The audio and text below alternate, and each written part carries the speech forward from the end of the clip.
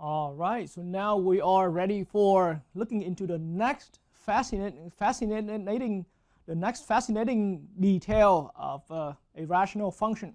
But any rational function may or may not have vertical asymptotes and holes here. So we're going to study about the vertical asymptotes and holes of a rational function.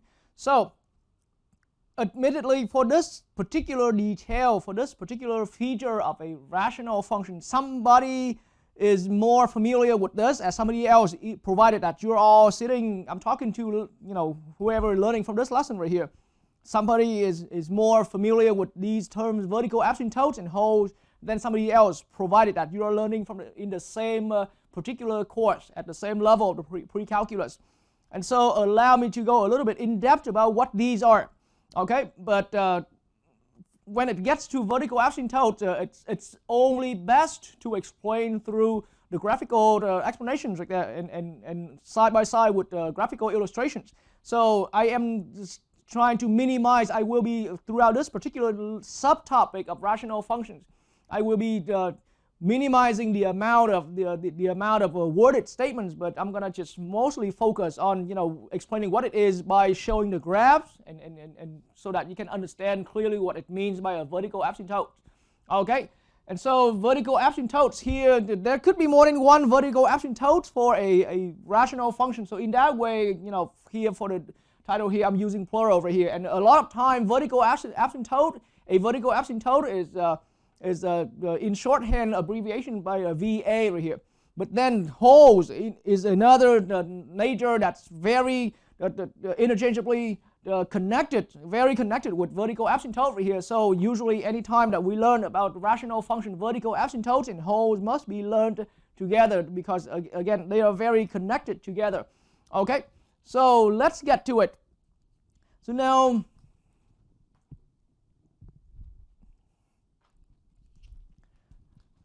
in example 2 that we have investigated, where we were finding the domains, okay, and vertical asymptotes come out for you to know ahead of time a little bit. Vertical asymptotes come out as a direct consequence of finding the domain of a rational function. Okay, so that's also one thing to be aware about. So from example, so now allow me to pull out some problems that we've done, or maybe reinvestigate some problems we've done from example 2 right here. So from example 2, we had the following rational function. O of x here equals, and I was looking at x squared plus 1 over the 2x minus 6. Okay, and so in our understanding, we had so this denominator right here, 2x minus 6, we had x equals 3. This is 0 of 2x minus 6. That was, okay, that was a 0, or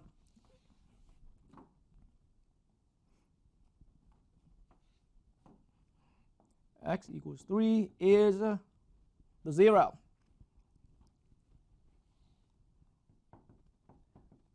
The 0, okay, of 2x minus 6. So I want to emphasize that the 2x minus 6 here, even though it's just a simple linear expression, but it was a polynomial being the denominator of our rational function here. And this was, once again, yes, it came out from example 2, part A. Okay, from example 2A right there.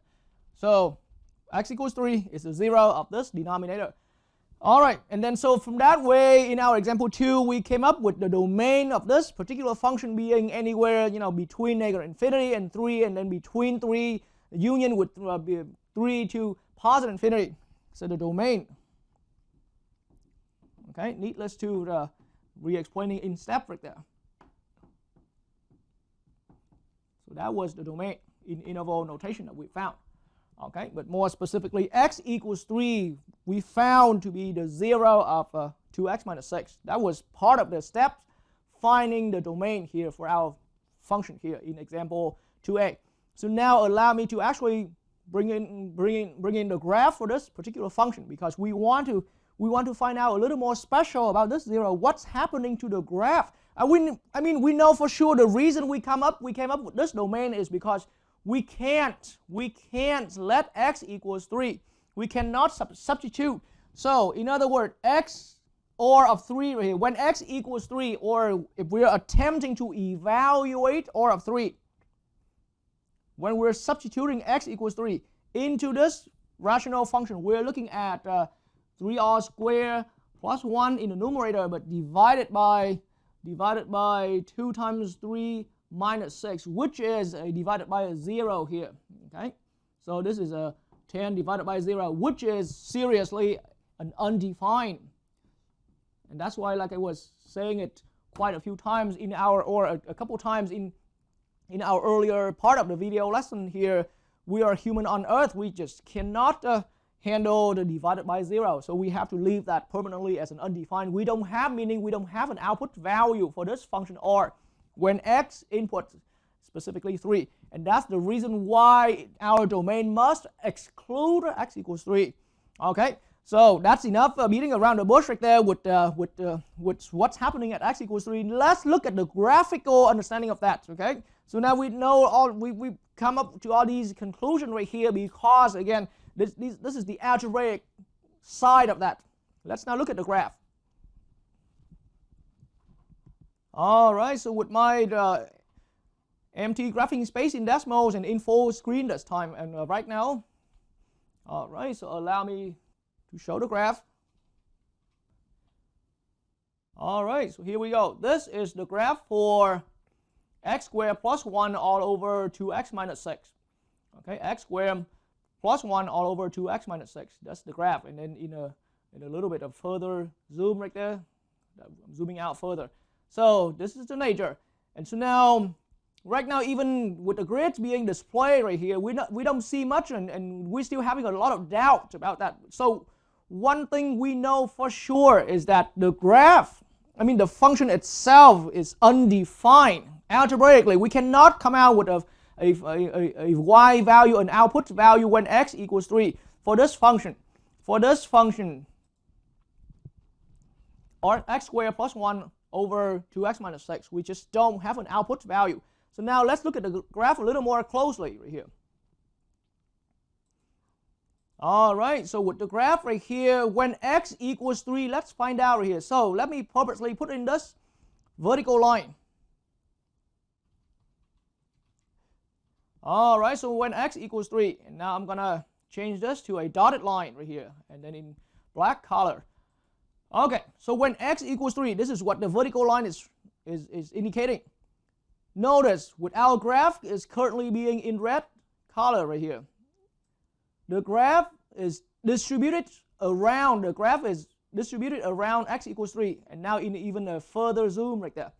And maybe I'm even going to adjust my I'm going to adjust a little bit so that we can still see some more details. But in a quite extreme zoom right here, you can see that no matter how far I zoom, I just noticed the graph, the two red part of the graph, these are the actual part of the graph, but and the graph is noticed to be distributed on the two sides of this vertical line x equals 3. So x equals 3 is this vertical line, and the graph is distributed on the two sides of this vertical line, but neither one of the two pieces on the two sides will cross through this vertical line. All right, and now even a very extreme zoom right there. See the two red pieces, the actual pieces of the graph, the two separate pieces right here. Well, in a very far zoom, then even machine will fail to show the difference. But when we're zooming in close enough, my point I'm trying to make now is that with our vertical line at x equals 3, the graph in red will never cross through. Yes, provided that they are on the two sides of this line in the way how this function is. Okay, the x squared plus 1 over 2x minus 6, but in the end, none of the two pieces here in red will cross through that vertical line. Okay, and that's consistent with the fact we've learned algebraically that our function was undefined at x equals 3, and that is the nature right there. Okay, because our rational function is undefined at x equals 3. It doesn't have a value, and so this is the behavior right at x equals 3. So once again, one more time looking at in closer zoom view right here. Okay, and let me even change the boldness of my graph right here. All right, so precisely when x equals 3, the graph just now you can see that the graph is getting closer and closer to x equals 3. This concept about getting closer to x equals 3 will be learned in real in-depth detail when you arrive at calculus. But here we're just seeing that, yes, physically looking, and the picture is right here with us right now. The graph is getting close, but it will not cross that vertical line. Okay, so ladies and gentlemen, that behavior there where you recognize a vertical line where the graph, no matter how far we zoom out, we won't see not even a single part where the graph crosses through to go on the other side. Say the left side here on the graph, you are seeing it. If we are looking at the graph from the left to the right, the left-hand side will not cross through that black line vertically to hit on the other side, on the right-hand side. It's just somehow magically the graph is broken into two separate pieces. They both attempt to get close to that vertical line, but they just won't cross through. None of the two pieces on the left or the right will cross through that vertical line. Okay, so this behavior is consistent with the fact that, again, our function here is undefined. Okay, our function R of x here specifically, because the function is defined this way, it's a rational function. Okay, and our domain already excluded that point. Okay, and so the function, the work itself here is undefined. The function is undefined at x equals 3. Okay, so in that way, the behavior you have now seen in the graph. So that line right there, this vertical line where the graph will never be able to cross.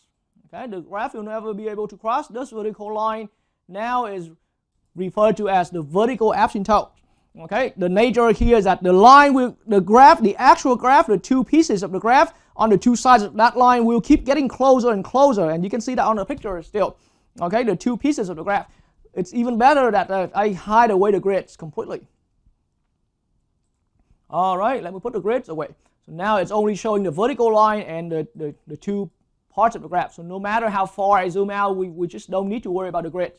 So the graph, you can see from the two sides of that vertical line, the graph is just attempting, the two sides of the graph, just the two pieces on the two sides, attempting to get closer and get closer to that vertical line. But you see, no matter how close it gets, it just won't, neither one of the two pieces will just simply cross through that vertical line. All right, so that behavior there, consistent with the nature that our function is being undefined at that point, undefined at that value x equals 3 specifically. We call that value right there, it's a vertical asymptote. I mean, we call that vertical line right there, it's a vertical asymptote. That x equals 3 vertical line you're seeing on the graph, it's called a vertical asymptote of our function here. All right, it's the vertical asymptote of our function.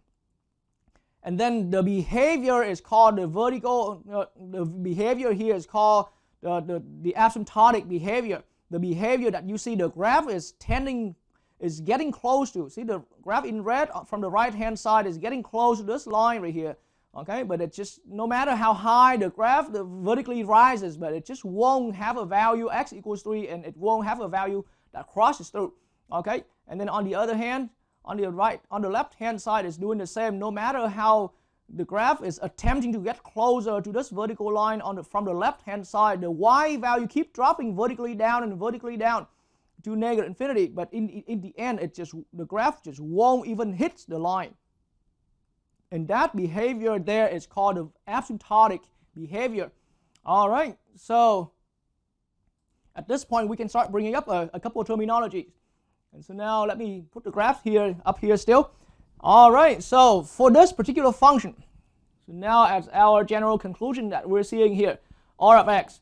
All right, and so allow me to just explain what a vertical asymptote is directly through the graph like that, and you will understand. But instead of giving a formal definition, let's not worry about a formal worded definition of what a vertical asymptote is. Okay, and so now this function R of x equals x squared plus 1 over 2x minus 6. Allow me to repeat writing that here one more time. Okay, and I'm not going to repeat all of that, the domain and thingy, but so now we have, and we spotted just one, and this is the only one, because x equals 3 is the only critical value. Okay, the only value making our function here undefined. That's the only place. And so now for this function, okay, then x equals 3, or the line right here as a line. See, this is an equation of a vertical line. So now that line, now I specifically refer to that as a line right here. That equation x equals 3 is the vertical asymptote. Okay, so now this is a new terminology. It's a new terminology. So let's just write it in red ink right here. It's the vertical asymptote.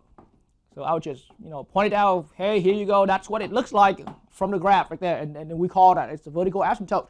Instead of giving what it really means by being a vertical asymptote, and I believe I've already spent a good amount of time explaining. So that vertical line. So vertical asymptote makes sense in the way how it's called here. It's got to be a line, a vertical line. Okay, and then asymptote, because we had an undefined right there. And then the two graphs is in my explanation earlier. The two graphs, the two sides of the graph, or the two parts of the graph, or the two sides of that vertical line is attempting to get close to that line as you are seeing in the picture, but it will never cross through. And that's the idea of being an asymptote. Okay, and so here it's a vertical line. We call it it's a vertical asymptote. But it's consistent to the fact that we have vertical asymptote because our function here has undefined value, undefined function output value at x equals 3. Okay, that's what causes it. And this is the only one so far. So for this function, we have only one vertical asymptote. Okay, and then yes, another the term I used earlier. Now it's time to just write it down to note it.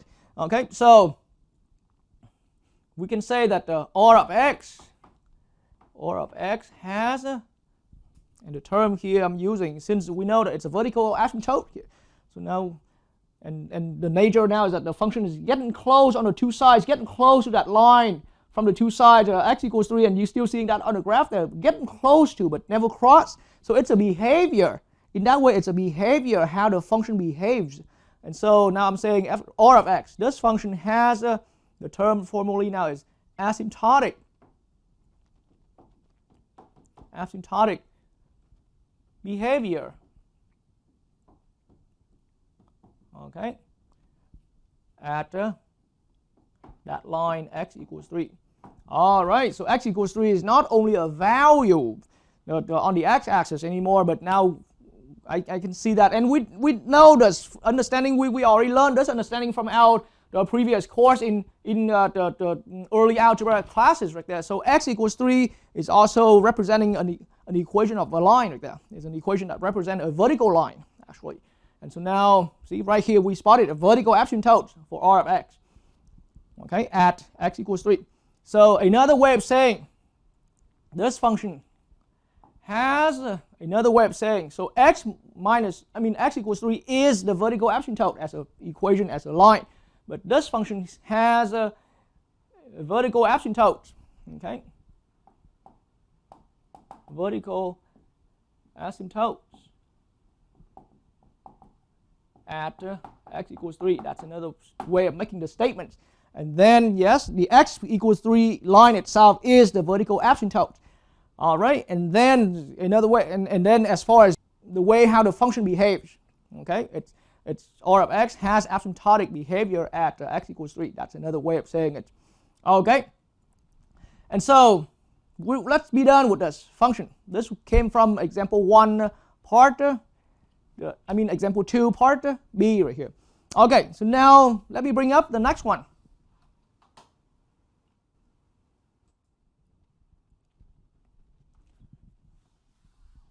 So from example 2 again.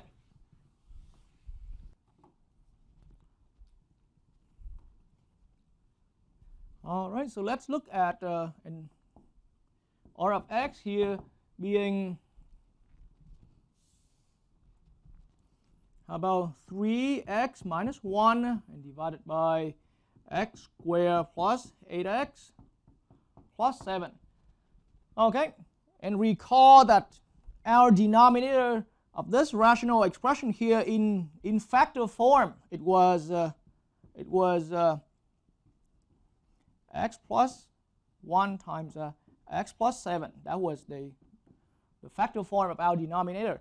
And then we found that x equals -1 and x equals -7. So this was the rational function from example 2b like that. So x equals -1 and x equals -7 are zeros, okay? Zeros of the denominator of that entire denominator, x squared plus 8x plus 7. And then we talked about this particular rational function had domain. It had a domain being anywhere between -infinity and -7. That's one interval. And then we have one between -7 and -1. And we had one between -1 and positive infinity. Okay. So that was the domain for this particular rational function right there. Okay, and so now with these two zeros of the denominator, unlike the earlier problem I brought up, these two zeros. So these are, the reason they are excluded from the domain is simply because, see what happened to the function. So now with r being defined in this way right here, 3x minus 1 all over that x squared plus 8x plus 7. So now r of -1 is, now you can do the calculation on your own. I'm a little short in space right here, but I can tell you that it's going to be undefined because we see -1 substituted into the function. Numerator will come out to whatever, but denominator will immediately give me a 0 in the denominator because see, these are the zeros of this polynomial in the denominator. So doubtless, no doubt about it, it's going to give us a 0 value in the entire denominator. And so that's why r of -1, or the value of the function r at x equals -1 is undefined. The same with r of -7. If we're substituting in -7 into this function, anything can come out for this numerator based on the calculation. But then the denominator will strictly go into a 0. So that is another undefined. Okay, so algebraically we already noticed that this function behaves a lot like the earlier function I brought up, in the sense that the function will be undefined. It won't have the successful computed values at those two the x values like that. Okay, at those two zeros in the denominator. All right, so now in that way, let's now look at the graph for our function r of x from example 2b earlier. All right, so this is our graph for 3x minus 1 all over x squared plus 8x plus 7. This is the graph for that function. Okay, and so now quickly on my board right here, now I'm switching over to the left board of mine right here. So the function we're currently looking at is r of x being 3x minus 1 and divided by 8x squared plus 8x plus 7. And I also show on the other board that we had the factor form of this denominator. The denominator here factor into x plus 7 times x plus 1. Okay, so now with the graph seeing here, again, just like the earlier case, let's investigate that a little, slowly into the details like that, into the in-depth details. Okay, so the graphs are quite broken into different pieces, different chunks. Okay, and it looks like we have 3 separate chunks right here. All right, so let's find out where the boundary is. So now it looks like when x equals -7. All right, now this line in this vertical line at x equals -7. And again, we already agreed from the board, I was writing on the board that the function is undefined at x equals -7. So now let's look at that behavior. It looks just like how now I'm saying it looks just like, it doesn't mean it's the same function. It's just the behavior is looking similar. The graph onto two sides of this line, x equals -7. Again, this is, as a reminder, x equals -7 is the x value where the function was undefined. Okay, so now x equals -7 as a vertical line here. Let's look at the two sides. On the left left and on the right of this vertical line right here. The graph is attempting to get close to this line, but it will never cross. Okay, so now I can hide the grids away, okay, and keep zooming out further and focus right here to my vertical line right here. Never I will spot that that point where the graph crosses through. So maybe it looks like it's getting so close that somebody may hope that it's gonna eventually hit. And it seems like it hits right here, but it's actually not. It won't hit. It won't go to the other side. Okay, it's simply because now if we're zooming in close enough, we will see the difference again. So as a bottom line right here, as a bottom line right here, again we have a what's called a vertical asymptote here at x equals -7. But so before I'm turning back to the board right here, what about this part right here? We see another breaking up part right there. There's something to the left, on the left, and there's something on the right. So what's that behavior here? Let's find out right here. So now let's say it looks at around, so right now as far as just what our eyes can detect is looked at right around x equals -1. All right, so let's put it in x equals -1. And now allow me a minute to change the color of the line to black and then in dotted line again. Okay, so now we recognize another vertical asymptote. And that explains for the, and to be consistent with the fact that x equals -1 was another zero of our rational function. Okay, so x equals -1 right here, and it behaves just like the other the part again. The functions will be distributed on the two sides of this vertical line, and on the two sides, from the two sides of this vertical line, x equals -1, the graph is attempting to get close to that, but it will never cross through. Okay, I pull it up, I pull it down to show the behavior down far below and down way up above right there, but we won't see a point where the graph in red will hit with this vertical line, with neither one of these vertical lines here. All right, so now in that same way of how we already picked up some understanding, this function, now I can formally say R of x, this function has but see, unlike earlier function I brought up this time, it has two vertical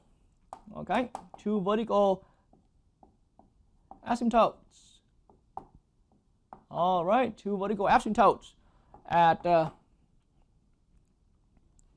or how about just having vertical asymptotes at x equals -7 and another one at x equals -1. All right, so the function has two vertical asymptotes. That's how we're saying it about the function. So it's a property that belongs to the function, and then the two lines itself. So now x equals -7, okay, and x equals -1. These are now intended as the equations of two vertical lines. So these two vertical lines right here, these are vertical asymptotes. Okay.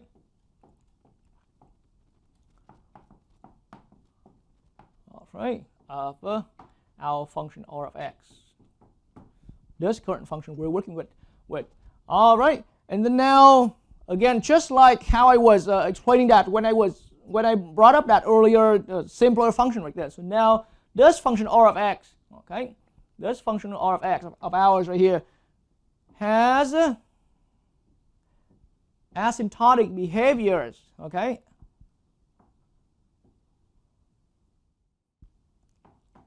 Asymptotic behavior.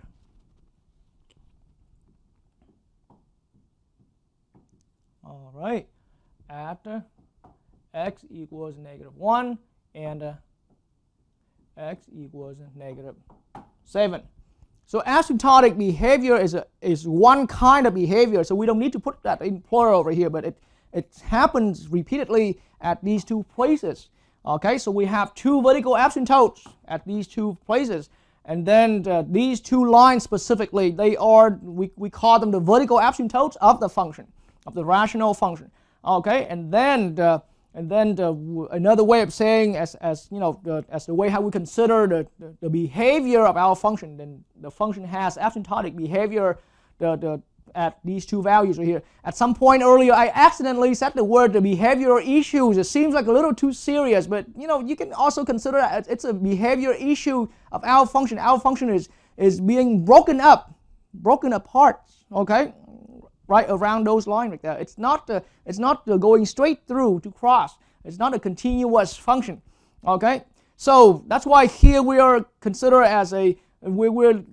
our course here as a pre-calculus course, because we get to that detail, but not in in-depth understanding enough until we go to our calculus course, and we're gonna reinvestigate all of that, the whole idea here again, but in a much more in-depth, and we will have better explanations there as well in terms of these asymptotic behavior right there.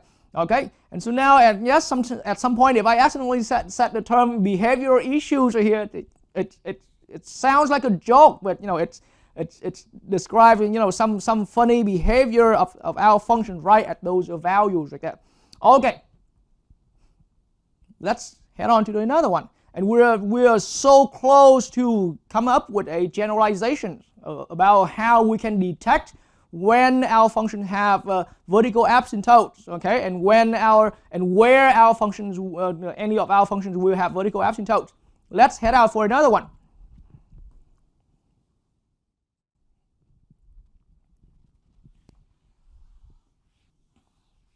All right, so let's look at that rational function in part C of our example 2. Okay, so x squared plus 5x plus 6, okay, and then here divided by x cubed minus 7x squared plus 12x. All right, so as a reminder again from example 2, part C, this is what we did.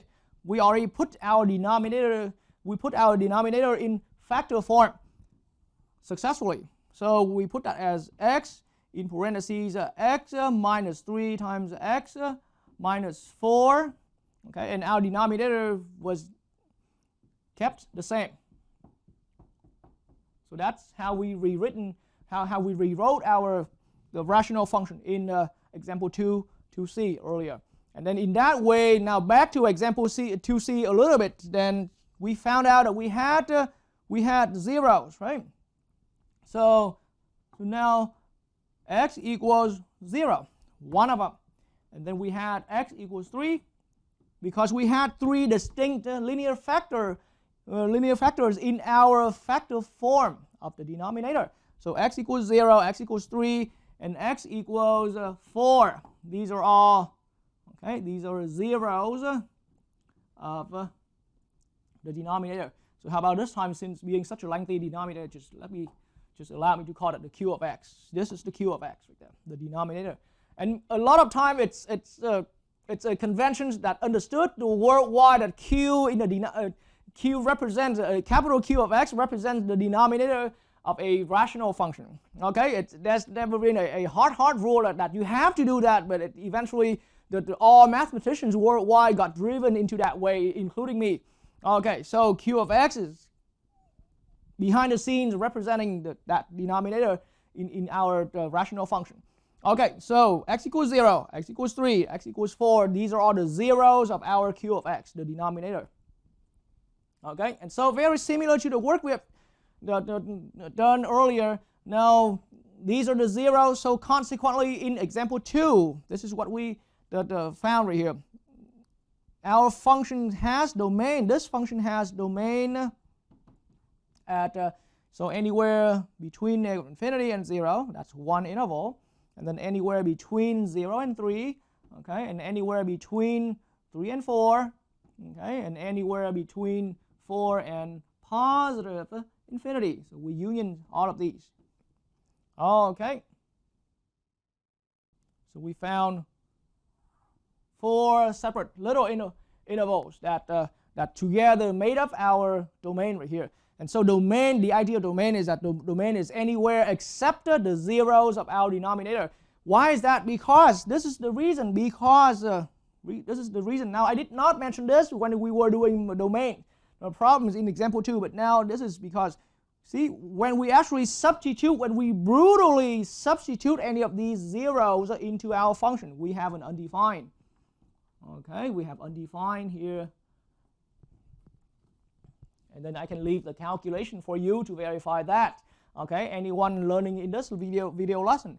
And then R of 3 is again undefined. Okay. Once we substitute any of these zeros into our rational function, anything can come out for the numerator. But that's not what we're primarily concerned about. But immediately you can see that substituting these values into our denominator, substituting 0 in, for example, it's going to immediately cause a 0 value in the entire denominator here, because 0 times whatever that is it's all 0 out. 3 substituted in here gives me a 0, so 0 times whatever that is gives an overall 0. And that's why it's undefined. We don't know how to divide by 0 as long as we're still human on Earth. Okay, so R4 is another undefined. So we have undefined behavior algebraically before seeing the graph. Okay, so we have undefined behavior at these 3 zeros of the denominator. Okay, so that's the behavior we are seeing algebraically before we see the graph. So now let's turn over to look at the graph of our function here, of our rational function here in particular.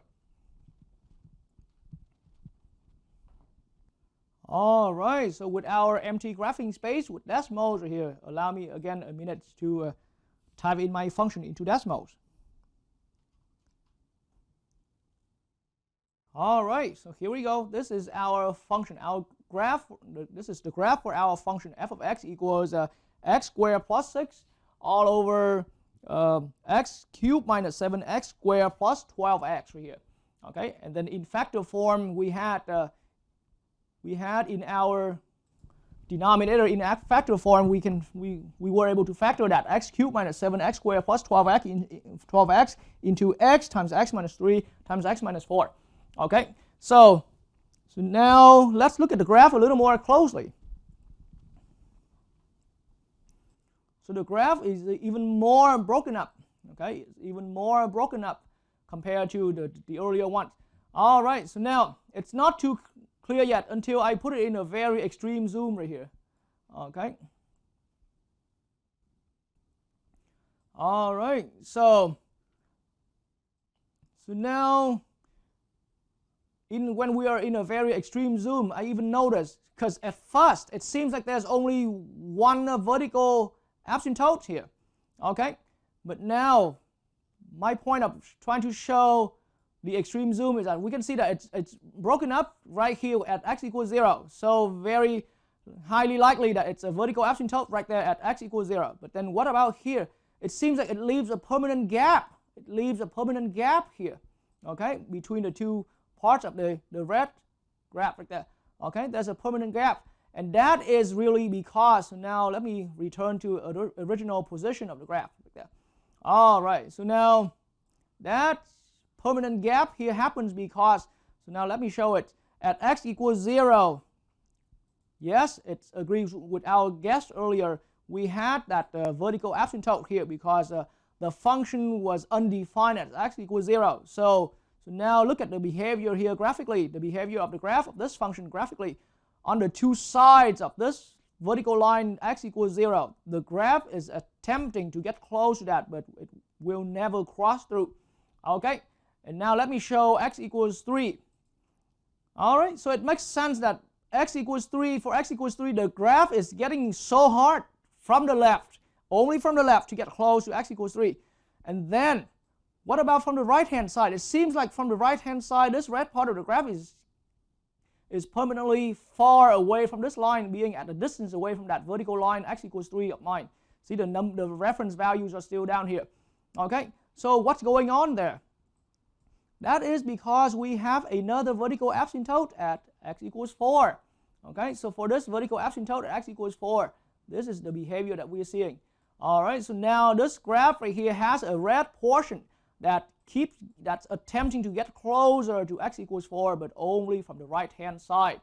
All right, but in the end, generally, and let me now hide away the grids right here. All right, so only showing the vertical lines right there. And now we are seeing that our function here has 3 vertical asymptotes at those values x equals 0, x equals 3, and x equals 4. Okay. And so now we can again document down, we can write down as our process to document our understanding. Okay, so we can document the following. So as far as this r of x from the example 2 part C right there, when r of x equals that x squared plus 5x plus 6 all over x cubed minus 7x squared plus 12x. Okay, this function has okay, but not only one vertical asymptote, similar to the earlier function I brought up. This one here has vertical asymptotes, but not only one. So I'm gonna have to put it in plural over here. Vertical asymptotes. Okay, plural, and then this is where they are right here at x equals 0. This was one of the 0 of our denominator. Okay, one of the zeros of our denominator. And it also at x equals 3. This was another 0 of our denominator. And it was and then at these 3 places. So this is x equals 4. This is another 0 of our denominator. Okay, so now precisely speaking, this function here has 3 vertical asymptotes. Okay, and it all came out. So at this point, we're starting to form into that generalization that anywhere we have a zeros in our denominator, that's where we're gonna have horizontal asymptotes. Okay, and we're so close to making a generalization at this point. All right, so now let's put it further. So just like that, just like how I was demonstrating the earlier problems right there. So now we're looking at so here I'm gonna say those lines x equals 0. Now seeing this as a vertical line, and then that line x equals 3, and then that line x equals 4. These 3 vertical lines, these are vertical asymptotes. All right, these are vertical asymptotes. And then so now that's how we're calling them. And again, I never needed to show that, to write down that formal definition, because when it gets to this, seeing and understanding things through a graphical explanation like this is more beneficial. Okay, and so now again, just like how I was writing it earlier, r of x has asymptotic behavior. Okay.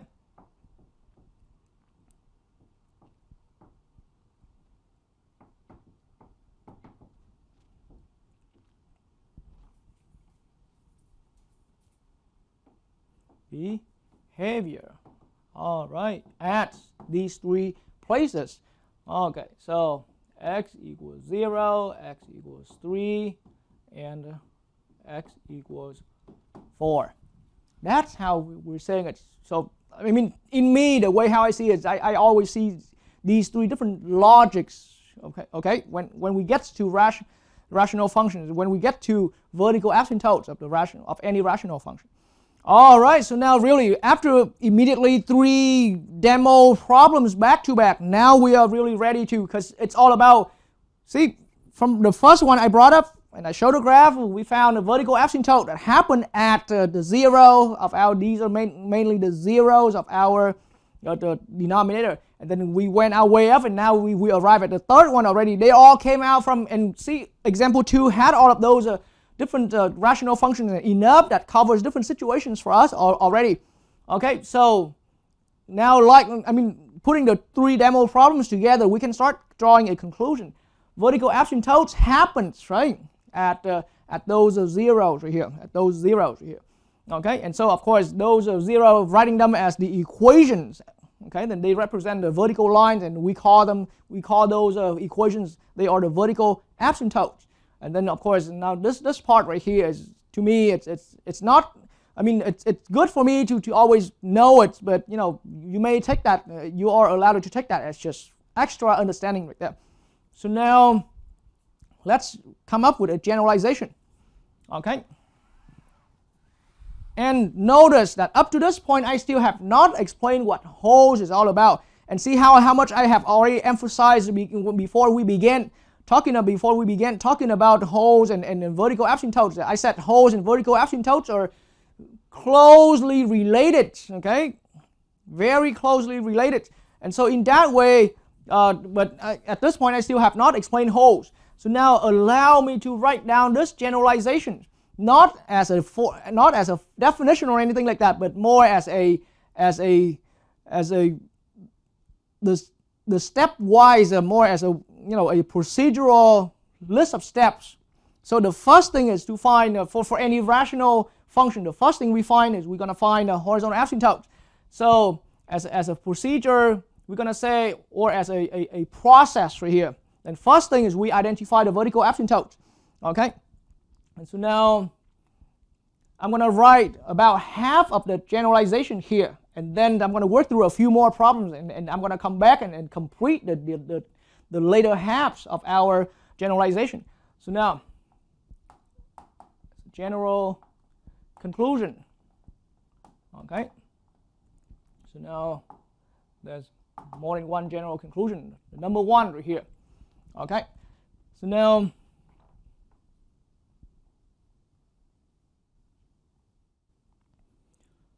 allow me to put in my own style of wording it this way right here.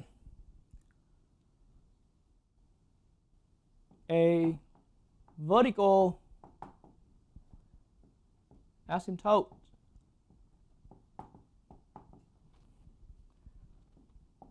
of a rational function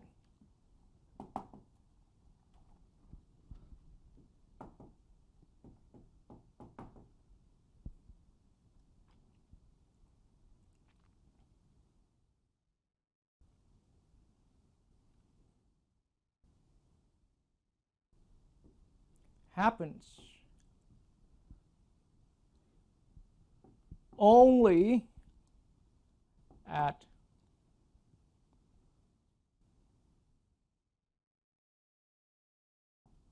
x equals a 0 of the denominator. All right, so that's my generalization about any vertical asymptote. What I want to enforce here is that anytime we find a vertical asymptote, that vertical asymptote is only happening at a 0 of the denominator. Okay, if it happens, I'm saying if it happens, a vertical asymptote of a rational function happens only at x equals a, but what exactly is x equals a? At a 0 of the denominator. Now there's more to being a 0 of a denominator. So being at the 0 of a denominator doesn't mean it has to be a vertical asymptote. But the logic of this generalization is that anytime you have a vertical asymptote, and anytime we spotted a vertical asymptote, then at that vertical asymptote it has to be the 0 of the denominator. Okay? And that's what it means by saying, a vertical asymptote of a rational function happens only at x equals a 0 of the denominator. Okay? There's no exceptions. We don't have, x equals 5, but 5 is not we won't have x equals 5 being the vertical asymptote of a rational function where x equals 5 is not a 0 of the denominator. So this is sort of like one way to guarantee for us that the impact of this understanding is that anytime that we have already spotted down all of the zeros, then there's a high chance of that those, it limits our attention to to find the vertical asymptotes only on the zeros of the denominator. So that's the generalization of this. So once again, I repeat that it's useful in the sense that when we're finding vertical asymptotes of a rational function, we only need to limit our attention to the zeros of the denominator. Okay? We only need to limit our attention to the zeros of the denominator. All right. So now in that way, but this is, like I said, this is only about half of that generalization that I wanted to bring up right here.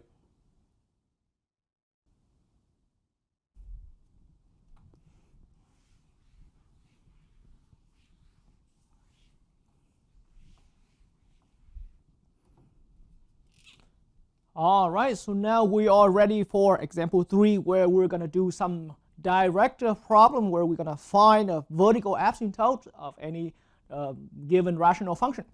Okay, so let's look at example 3 here in our discussion topic right here. And as a matter of fact, at this point, allow me to erase the title of our discussion topic. And of course, I still didn't get to explaining what holes are, but for now, right here, right after we've talked about vertical asymptote, let's dive into it. Okay, so now example 3, as I said earlier. Let's just find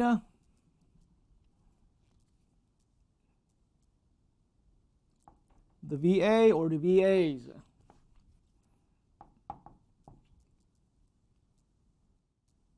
All right, so VA once again stands for vertical asymptotes, and then there could be multiple ones. Okay, depending on the function given at us. So find the vertical asymptote or vertical asymptote of the given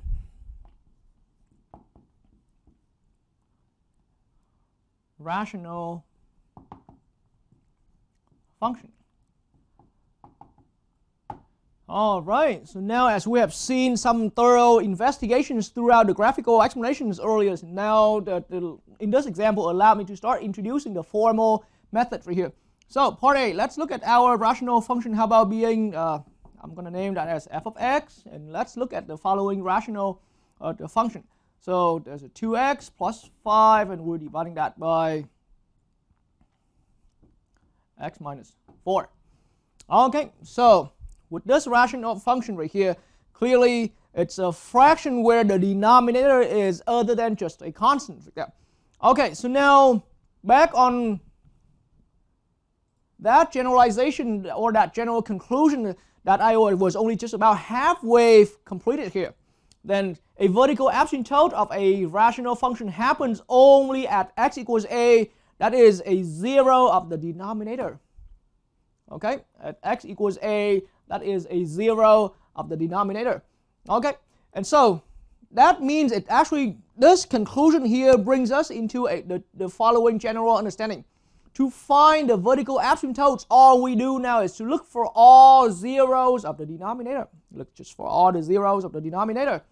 Okay, because in the way it is, right, then any asymptote, a vertical asymptote, happens only at a 0 of the denominator. So now, and that general conclusion stated nothing about the numerator, so we're going to completely disregard. Disregard doesn't mean we're going to throw away this numerator. Nope, that's not that. It's just we're not going to have to focus on this numerator at all. We're going to particularly focus on the denominator here of our the rational function as currently as a linear or a first degree polynomial.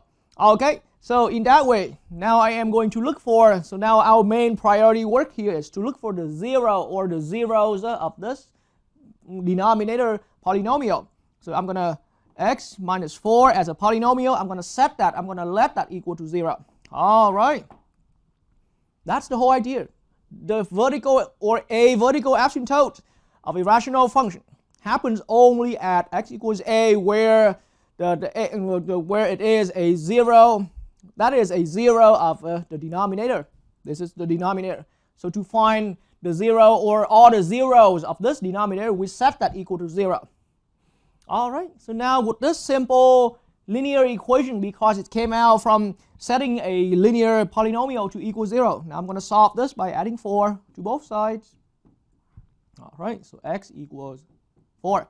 So this is a 0, okay? Or indeed, this is the only one that we have found. So let me correct my wording here a little bit. This is the 0, the only 0 of x minus 4, okay, as the denominator of our rational function. So now that's really enough for that. We're going to call this is actually the 0 of our, this is the 0 of our denominator. And now further as a consequence, now that implies our VA here, as far as listing out all the VAs, we have one vertical asymptote at x equals 4. So x equals 4 itself right here is a vertical line where our functions will behave asymptotically around this line right here. All right, so allow me to quickly demonstrate that through the graph on my favorite graphing utility right there. All right, and so now on my graphing screen right here. Okay, so with my empty graph, currently now I'm showing the graph of f of x being 2x plus 5 all over x minus 4. This is the graph for that. All right, this is the graph for that. Okay, so now as of this moment, it is not clear yet, and now allow me for this graph right here, allow me to hide completely away the grid so that we can see. All right, so now this is the asymptotic behavior. I mean, this is, we already start seeing some asymptotic behavior, but it's still not clear, especially after I have hidden away all the grids right here. All right, so now, or having the grids back. Okay, but so now let me put in that line right here. All right, so now this is our vertical line at x equals 4. But then I'm going to turn the color to black and keep that as a dotted line right here. So now this line, this dotted line in black color right here, now I see that as the asymptote, the vertical asymptote of our graph right here. So now let me keep zooming it out right here. Okay, and in that way I'm now going to hide the grids away, and then I'm going to keep zooming it out. All right, and so at x equals 4 here, where, you know, according to the scaling of this graphing utility, it's the machine itself, the utility cannot show the label of this value here, but it's x equals 4. Okay, and so now our graph, the graph is keep making its attempt. The graph is the red curve right here, keep making its attempt to get close to x equals 4, but it will never cross through, and it won't even touch, the graph won't even hit the vertical line x equals 4. Okay, because in a way there is, and in a way how I have spent a massive, a good amount of in-depth explanation, then the function is undefined at this value. That's why it's a 0 in the denominator. So this function will become f at 4. F of 4 is undefined. Okay. So as a note right here, so we note that f of 4 is undefined. All right, and so just for that, once again, the graph here shows that asymptotic behavior right around x equals 4. Okay, right around x equals 4. And so now, just now after observing the graph, we are confirmed that our only vertical asymptote is right here, and that now is making it consistent with that general conclusion that, hey, any vertical asymptotes must happen only at those zeros of the denominator. Okay, I'm not saying that's all there is, but we'll get more into that. So right now, the examples you are seeing here, well, yes, as a solid step, as a solid method, we first starting out finding, in our steps, finding the vertical asymptotes, as many as there can be. Okay, then we're going to start out by letting the denominator equal 0, and then we solve for the zeros of our denominator, and then whichever comes out from our solution, okay, those are the vertical asymptotes for now. All right, so now let's get to part B of our example.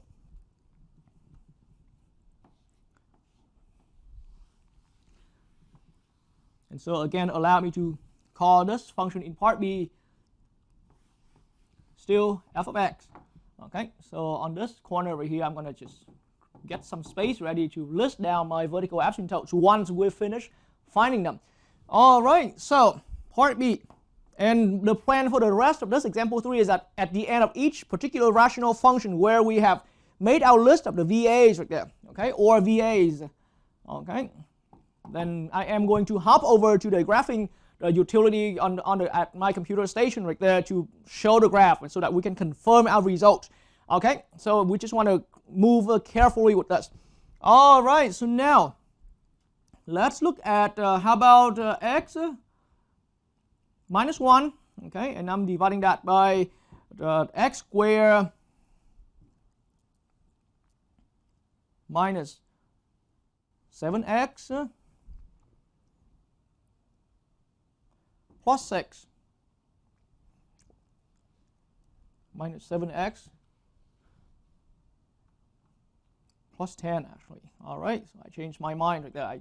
I initially I want to create as minus 7x plus 6, but I changed my mind to x squared minus 7x plus 10 right here because I want to save that's the idea of mine for a later problem. So now x minus 1 over x squared minus 7x plus 10. Okay, so as of this point, again, we have a rational function here. Numerator and denominator are all polynomials. Okay, and so now to find VAs, to find the vertical asymptotes, according to the general conclusion we have seen that I wrote on the other board. Now, the only place where we can find vertical asymptotes, another way of saying it, the only places where we can find vertical asymptotes is where we have the zeros in the denominator, zeros in the denominator. The only place where we can find the vertical asymptotes. That's another way of understanding about that general conclusion I've said that I've written on the other board.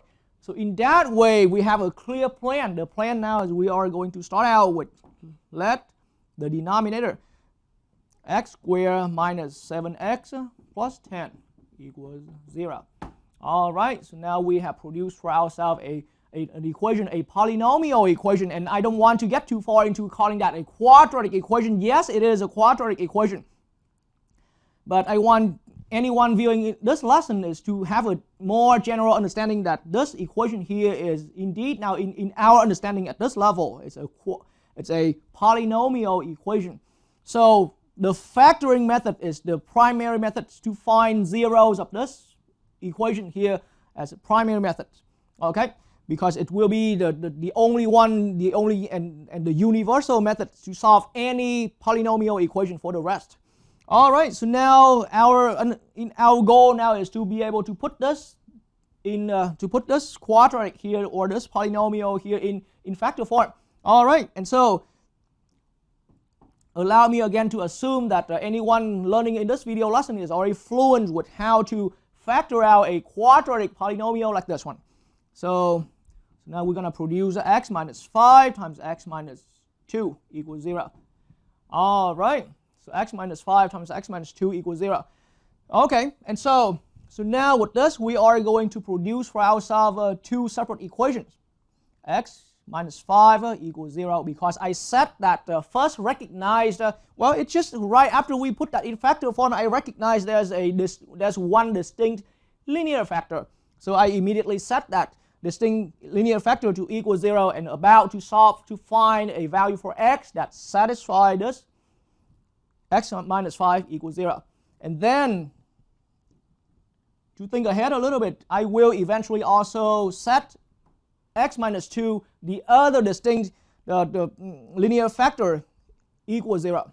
Okay, to find out another solution, another x value, another 0 for our denominator of this particular rational function.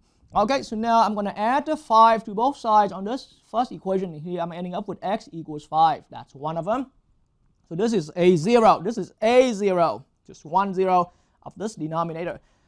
Solving this sub-equation, this little separate equation right here, by adding 2 from both sides. These are all simple linear equations. I'm ending up with x equals 2. Okay, for this one here. So x equals 5 and x equals 2. These are the two zeros that I have found for my denominator here. Okay, so now as far as the conclusion, but see, just like part A that I brought up by the time that I'm about to list down, because in that philosophy we understood earlier, any VAs happens only at the zeros, and these are the zeros we have found. Okay, or another way of saying the only places where we can find VAs are the only places we can find the VAs are the zeros. So these are all the zeros. So very likely at this point I'm about 98% sure actually.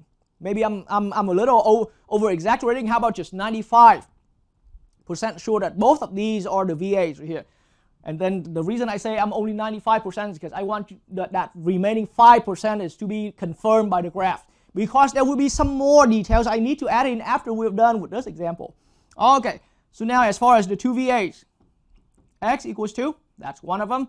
This is now, I see this as an equation of a vertical line, the equation of a vertical line. That's one of them. And the other one is x equals 5. So we have two vertical asymptotes here, tentatively. Okay, that's how the algebra work is showing. Let's now, so at this point, like I said, like I shared earlier, I'm only about 95% confirmed right there. Okay, let's totally confirm by looking at the graph. All right.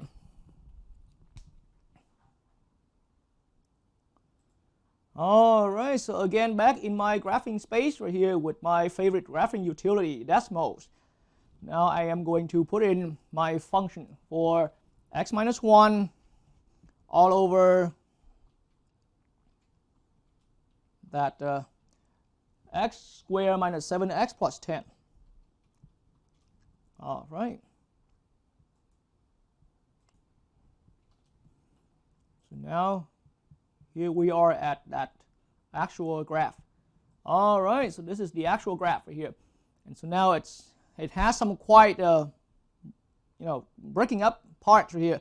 So we have three separate broken up parts right here. And so now that's why putting in the line. So x equals 2 is this line right here.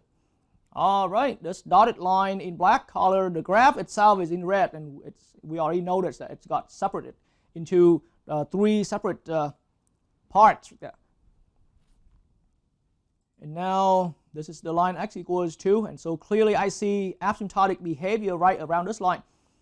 On the two sides, from the two sides of this particular line x equals 2, the graph is attempting to make its way, getting closer to the line, but the graph in red will never really hit the line, because as I can keep zooming in, there will be a difference. There will be some difference. So this graph is still being still being on the left of the line x equals 2. And so now I zoom it out. Okay, I zoom it out, and then I can keep navigating up and keep navigating up. Now from a far zoom, even my powerful graphing utility fails to show the difference. But now if we keep zooming in, we will notice that the red curve is still on the left-hand side. Okay, and this is the left portion of the graph. The portion of the graph to the left of our vertical asymptote. Okay, and now the same behavior that happens on this part of the graph to the right of our vertical asymptote. It's getting closer. It keeps getting very close. It can be very close to the vertical line, but it will never hit or align with that vertical line. And that's the reason why I've been using that term. It's asymptotic behavior. This is an asymptotic behavior around x equals 2. So now we're very confirmed that x equals 2 is one of our vertical asymptotes. Okay, but let's put in the other line right there to find out, to confirm our result. So now x equals 5 is here, this dotted vertical line again. And again, now we realize on both sides of this vertical line x equals 5, at x equals 5, the graph in red color right here on both sides of this line keep making its way to get closer to this vertical line, but it will never touch the black line. It will never align with the black line. Okay, and so now, all right, so this is the bottom part of that. It will never get closer. It keeps getting closer, but it will never be right on that line. There will never be a place where there will be never a point where the graph in red here crosses through the horizontal, the vertical line here. All right, so that now confirms that these are truly our vertical asymptotes. So we have found two vertical asymptotes, and so both of our zeros are all vertical asymptotes. Okay, both of our zeros here, we found only two zeros for this denominator, and both of our zeros are the vertical asymptotes of our equation. Okay, of our particular rational function here. All right, so let's head on to another one in our example.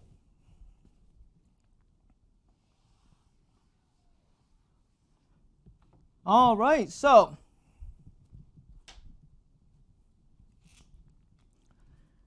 in part C of our example, okay, so now our function is, how about x squared plus 5, okay, and we're dividing that by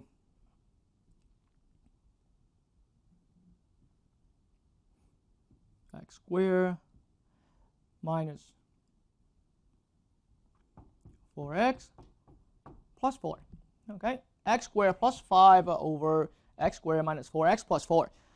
Okay, so once again, once we have our rational function and we have done two problems up to this point in this particular example, we have at this point in our experience, it is clear that we have to find the zeros of the denominator here. But then as part of the process to find the zeros of the denominator, being able to put our denominator in factor form would be the first critical step right there, important step. And so I highly recommend, this is a common practice that highly recommended out there by the many mathematicians and math professors out there, that we are able to, in the next step, before we even solve for the zeros of the denominator, in the next step we are going to rewrite our rational function in a way that the denominator is in factor form. So my next step here is simply just that I'm writing my denominator as a polynomial in factor form. So now it's x minus 2 all squared as a polynomial in factor form. All right. So I see this polynomial in the denominator here as a polynomial in factor form simply because this square here is indicating that we're having x minus 2 times x minus 2. X minus 2 times x minus 2. We have two repeated linear factors here.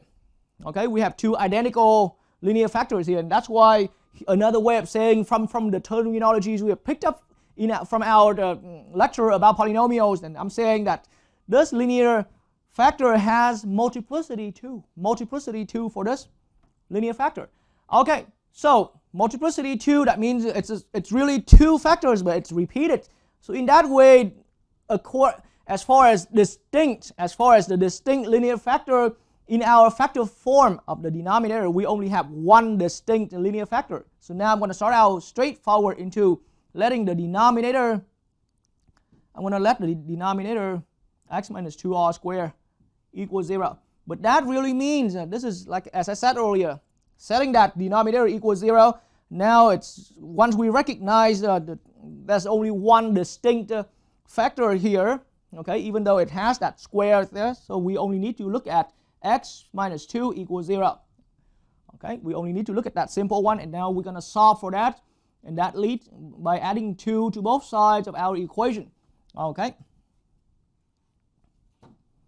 adding 2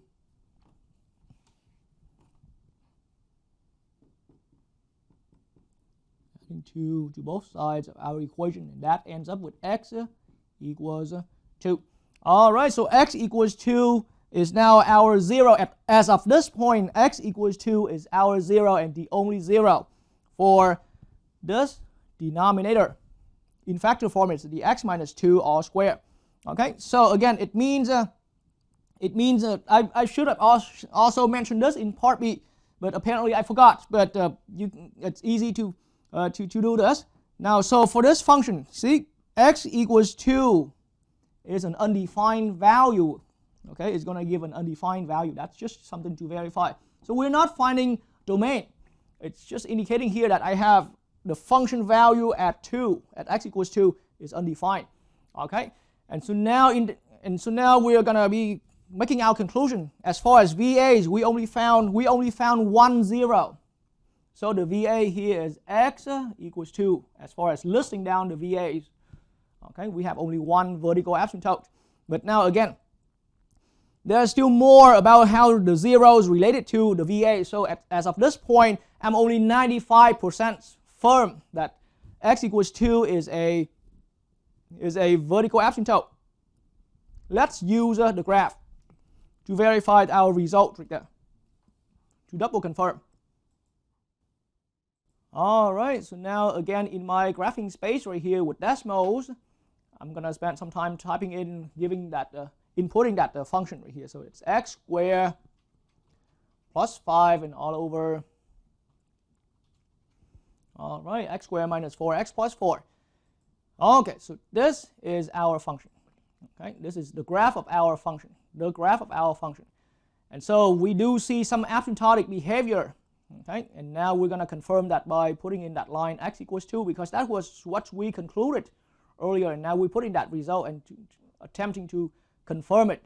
Okay, and I'm even going to hide the grids away. All right, so now with the grids hidden away completely, that's the graph, and you can see that obviously the graph in red, which appears on both sides of our vertical lines, keep getting closer as I keep dragging up to the upper part of our graph. We keep seeing that the red graph, the graph itself in red, keep getting closer to that black line right there. Okay, but it will never indeed cross through the vertical line right there, or there won't even be a point on the vertical line where the graph hits with that vertical line. Okay, so now we are confirmed. Now we are confirmed that x equals 2 is our vertical asymptote, and as seen in that picture that I'm still keeping at the corner of our screen right here. Okay, so now we have found x equals 2. So once again, you see, as far as the 0, this is a 0 in our terminologies that we have learned back in polynomials right here. Then x equals 2 is indeed a 0 of this denominator polynomial, but with multiplicity 2 right there. Okay, and then but it's still in the end is producing a VA. We only have 1. Okay, but I don't want to rush anyone learning. So right now, as of right now, all throughout the entire example so far up to this point, we only see that anywhere we recognize a 0 in our denominator, a 0 of our denominator, that place is where we can have the place where we can have a vertical asymptote. Okay, or in other words, the vertical asymptote can only be found right at the zeros of our denominator. Okay, the only places we can find the vertical asymptote is where we have the zeros of our denominator. Okay.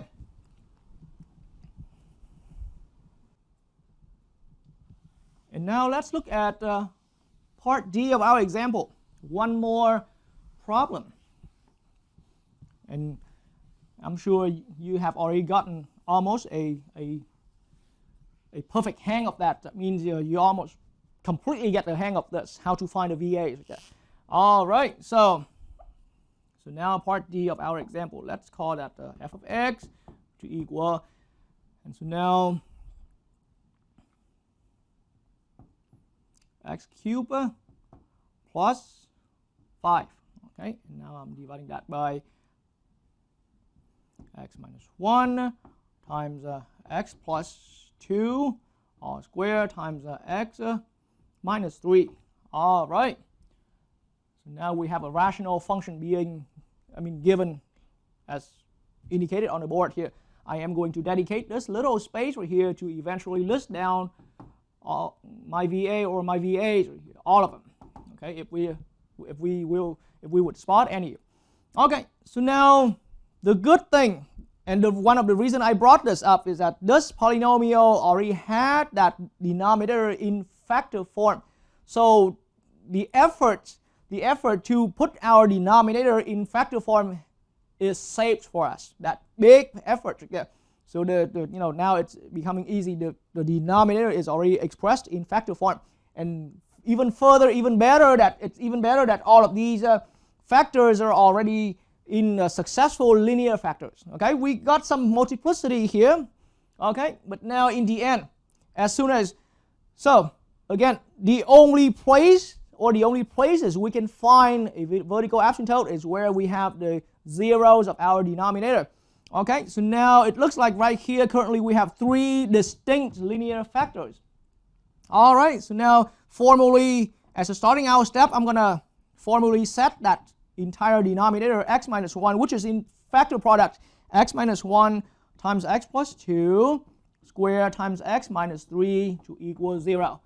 All right, but then the work to solve this will eventually take us into 3 separate little equations, which come out from the 3 separate distinct linear factors.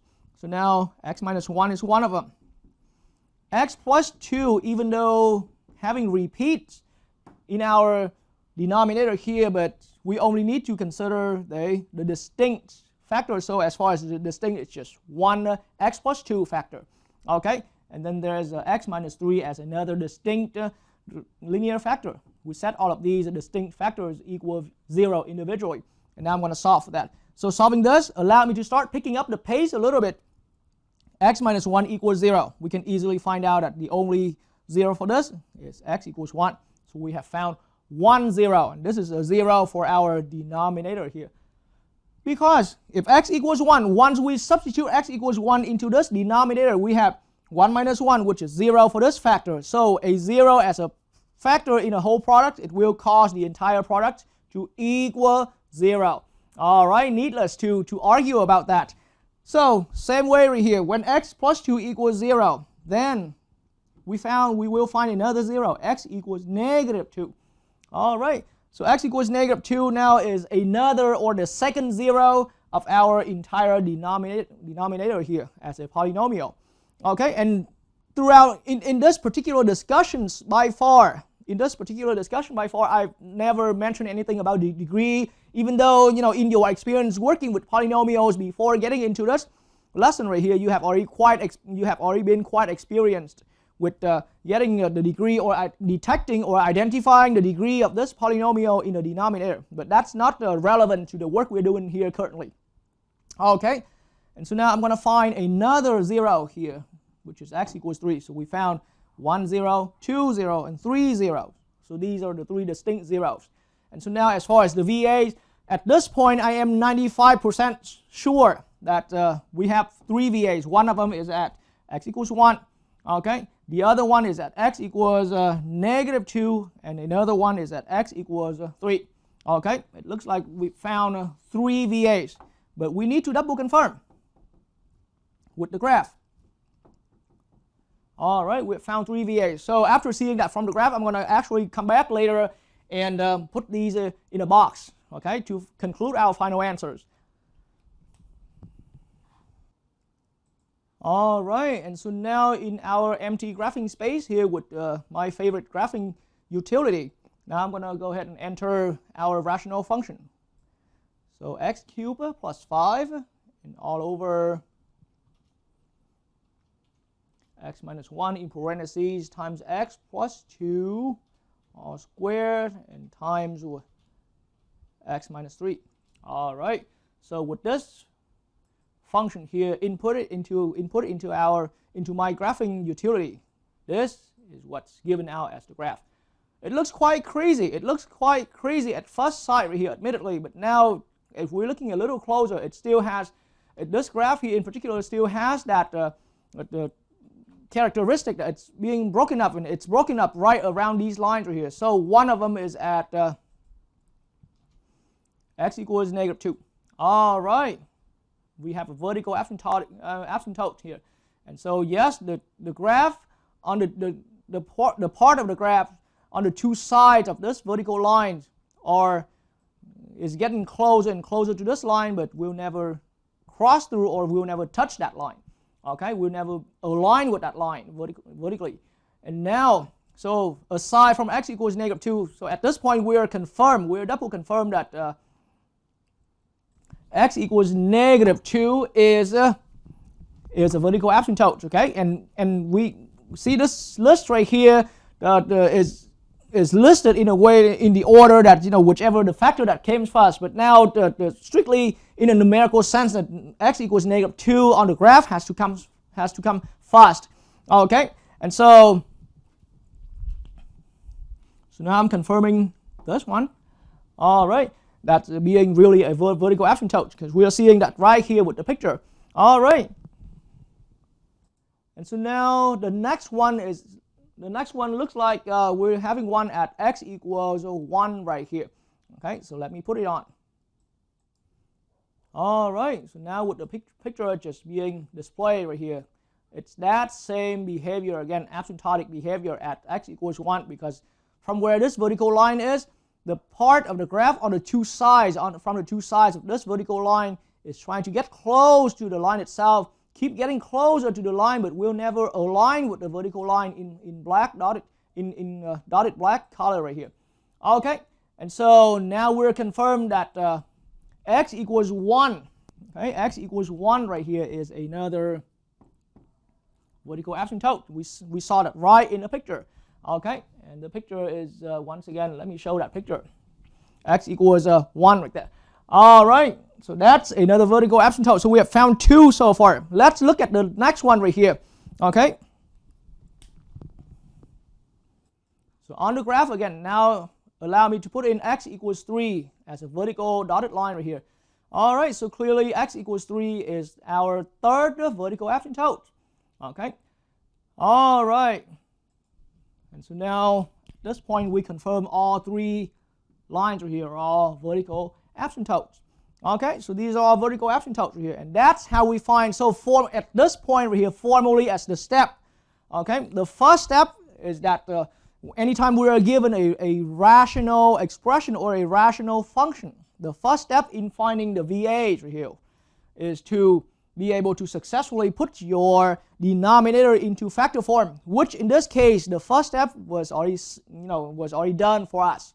Okay, and so now, and in the next step is the bigger step, the main step. We're gonna find all zeros of the denominator, and that is that step here. So and this is the process to find all zeros of the denominator. So sometimes there's only 1 0, sometimes there are many zeros, multiple zeros, and then all of those zeros right there, okay, will likely be the horizontal asymptotes right there. Okay, it could be all of them, or it could be, and that's why in the later part of this lecture I'm going to show you the cases where we recognize zeros in the denominator, but not quite a vertical asymptote yet. Okay, that's why now, for simplicity, with any of these problems, once we're done with finding all the zeros, we just list down those what I so-called potential candidates.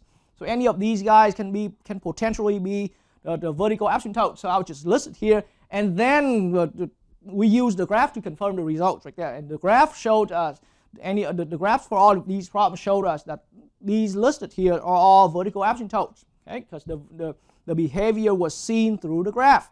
Okay, so now we found vertical asymptotes here. All right.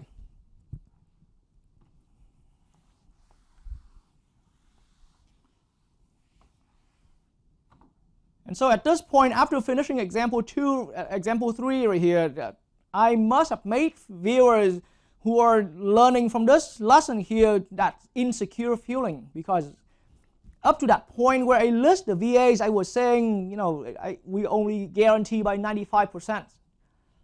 There's still a 5% chance that those listed there, some of those listed there are not vertical asymptotes there. So you're gonna start having that insecure feeling that, so what else is out there? What else is out there among those zeros in the denominator that's making it not a vertical asymptote? Because it looks like throughout all the problems here, eventually once we popped up with the graphs there, all 4 problems, including the one I demonstrated beforehand, all of those problems, once we've seen through the graph and solved for zeros in the denominator, all of the zeros were eventually the vertical asymptotes. But so in my style of teaching, I keep emphasizing that, by the time that we listed it down right there, we were only just 95% chance sure. But so what else is out there that explains for that 5%? I'm still not sure. Unless after we have confirmed with the graph. Okay, so, and this is the part that I ask viewers or anyone learning in this lesson to follow carefully, because this is also the part where it makes a clear difference between a human doing the work and a computer doing the work right here. Computer can never do this, but human can. All right, I'm really trying to promote the idea that it's good to have technology to assist our work. All right, but we do not let machine answer all of our questions, because there will be points. There will be some points where human can do the problem, but machines just cannot. All right, so back to the big picture. Back to the big picture about the vertical asymptotes. As a general conclusion, and this halfway done, halfway completed, have solved a lot of our problems so far.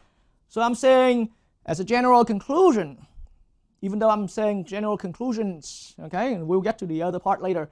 A vertical asymptote of a rational function happens only at a value x equals 0. That is, at a value x equals a, that is a 0 of the denominator. So it seems like a pretty good explanation so far, a pretty good guideline, clear guideline so far. Okay, but now let me tell you the truth, and I also said that earlier. So another way of saying this, another way of rewording this is that the only places to find vertical asymptotes, the only places. So you see the line of vertical asymptote is an x value, but the line of all x values is infinite. And so at least after seeing this conclusion, we already know where to narrow our attention down. So the vertical asymptotes only happens on those zeros, those x values being the zeros of our vertical the denominator in a rational function. Or like I said, another way of saying it is that the only places to find the vertical asymptote is at the zeros of our denominator. Okay, so it seems like we had a clear guideline. But now let me show you the other 5% that I've been making it seem like there's a 5% of unsure right there. All right, so now back on this other board of mine right here. Let's immediately find the vertical asymptotes, okay, for the following function. And this time I have to prepare some problems as a note right here, a little more carefully instead of just going improvise. So how about let's look at this function right here. X cubed plus 4x squared plus 4x. Okay, and we're dividing that by x minus 1 times x plus 2 all squared. And we can name this whatever we want. So I call it f of x, or you can call it r of x. And another truth here, this particular rational function, we worked with this rational function in example 2D, in example 2 part D, just for your reference. Okay, that example 2 where we were finding domains, okay, the domain of any rational function right there. Then this problem was that rational function I brought up in our example 2, okay, part D. So you can always roll back the video to have a good reference of that. All right. And so now clearly speaking, right from this, and after applying our understanding about finding the vertical asymptotes, and now looking right at this rational function, the good easy thing for us is that the denominator was already expressed as a factor form, in factor form, and it has already been completely factored into one distinct factor x minus 1 and another distinct factor x plus 2. These are all linear factors being distinct. Okay, and so immediately we're gonna and in our majority at this point right here, we're gonna be able to see that x minus 1 must be equal to 0, and so consequently it leads to x equals 1 being one of the 0. This is a 0. We found a 0. And so x plus 2 can be equated with 0 to find for us another zeros at x equals negative 2. So as far as zeros, all right, so as far as zeros, I admit these are all the zeros. As far as zeros, these are all the zeros we will ever have for this particular rational function. And then so after we have done example 3 in the way how we've been carrying out example 3 right here, we're gonna start thinking that, hey, so VAs must be, one of them is at x equals 1 and one of them is at x equals 2. Okay, so the work is just like that. And so if we just simply ignore what I've been saying about, by the time we list down these candidates right here, these potential candidates as VAs right here, if we ignore that, it's just about 95% sure at this point when we list down these potential candidates. Then if we completely ignore that and take these legally as all of the VAs we've found, then let's confirm and let's double check our result. If we believe that these are all vertical asymptotes here at this point, without the worry about there's still a 5% chance unsure there. Okay, before we double confirm with the graph. Then when we pull up the graph, let's find out the following. Okay, let's find out the following.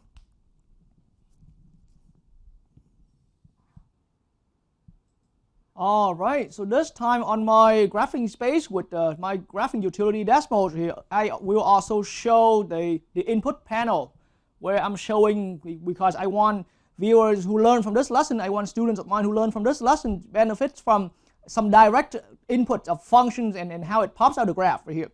So this is the graph for our particular function that I'm currently demonstrating on the board. That is this function right here. Okay, x cubed plus 4x squared plus 4x all over x minus 1 times x plus 2 all squared in the denominator. Okay, and so now on that, so now I'm about to display the graph for this particular function here. All right. So now here's the graph. And keep in mind again, before I switch to the graph view right here, the graphing utility view right here, then I already had for anyone viewing the lesson here, don't worry about why I'm leaving this input right here empty, g of x equals, and without inputting a function. I will get back to that. But for now, before I'm showing the graph of this, we already concluded, we already sort of made a conclusion that we had two vertical asymptotes. One is at x equals 1, and one is at x equals 2. Okay?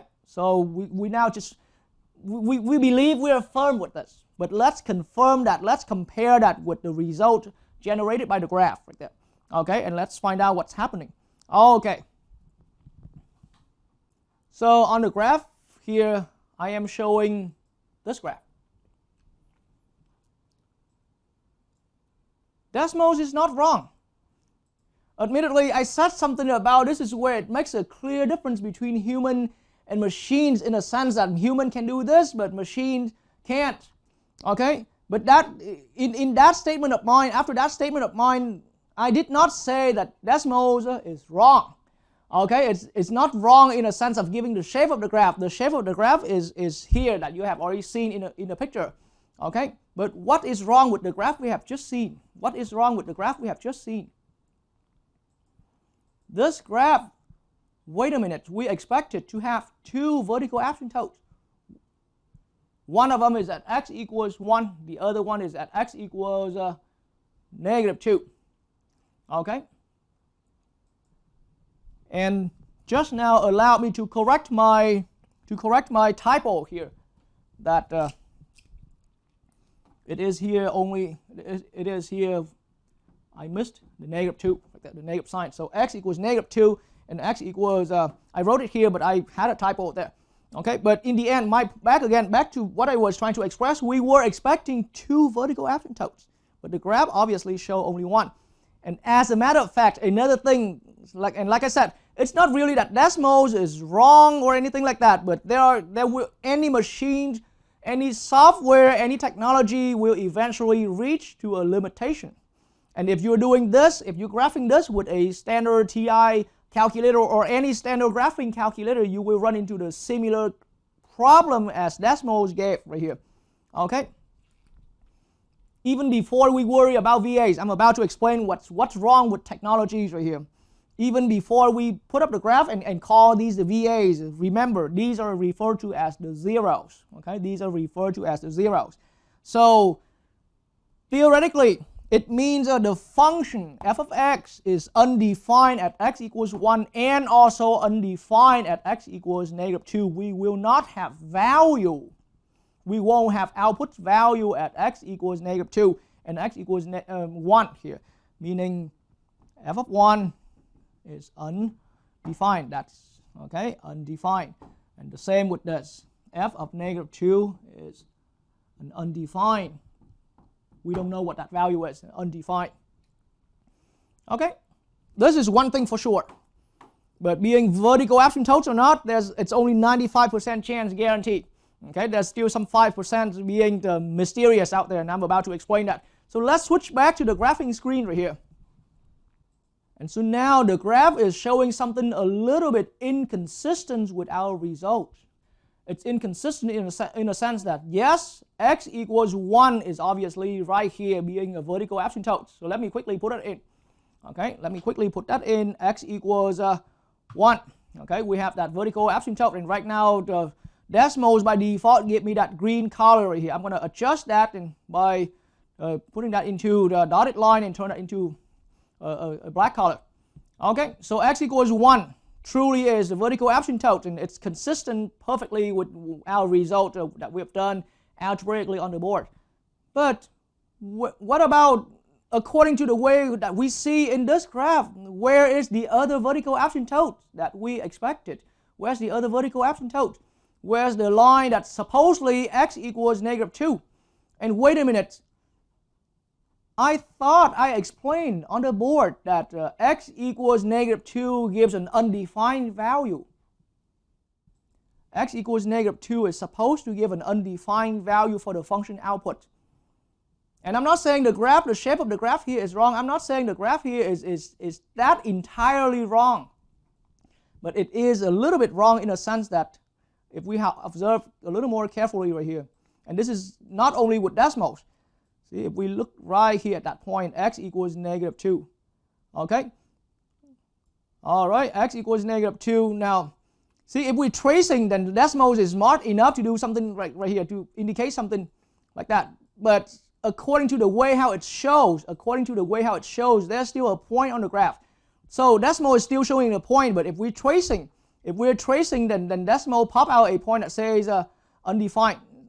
Okay, so observe my motion right there carefully, and it pops out a label right there. When x equals -2, we have undefined, but magically decimal is still showing that point. The point on the graph here is being right about here. All right, so what exactly is going on? Decimal is indeed already quite powerful. Okay, indeed quite powerful. Many other graphing utilities I've used out there cannot even display that undefined. It just simply gives us graph straight over. So what I'm trying to make now, my point I'm trying to make now is we're supposed to have an undefined. So that means something that cannot go through at x equals -2, but decimal is still showing on its graph that it goes through. It has a value, it has an output value. Okay, you see, so right in here, it's about right at that value. We do have a height particularly. All right, we do have a height particularly. So what explains for this? Okay, so what is going on right here? So now back to this problem itself, itself here, allow me to explain. When decimals generate the graph of this function, decimals did the following. I want to still retain the writing on the other board, so allow me to erase this information. All we know at this point is we affirm that there are 2 zeros in the denominator. Okay.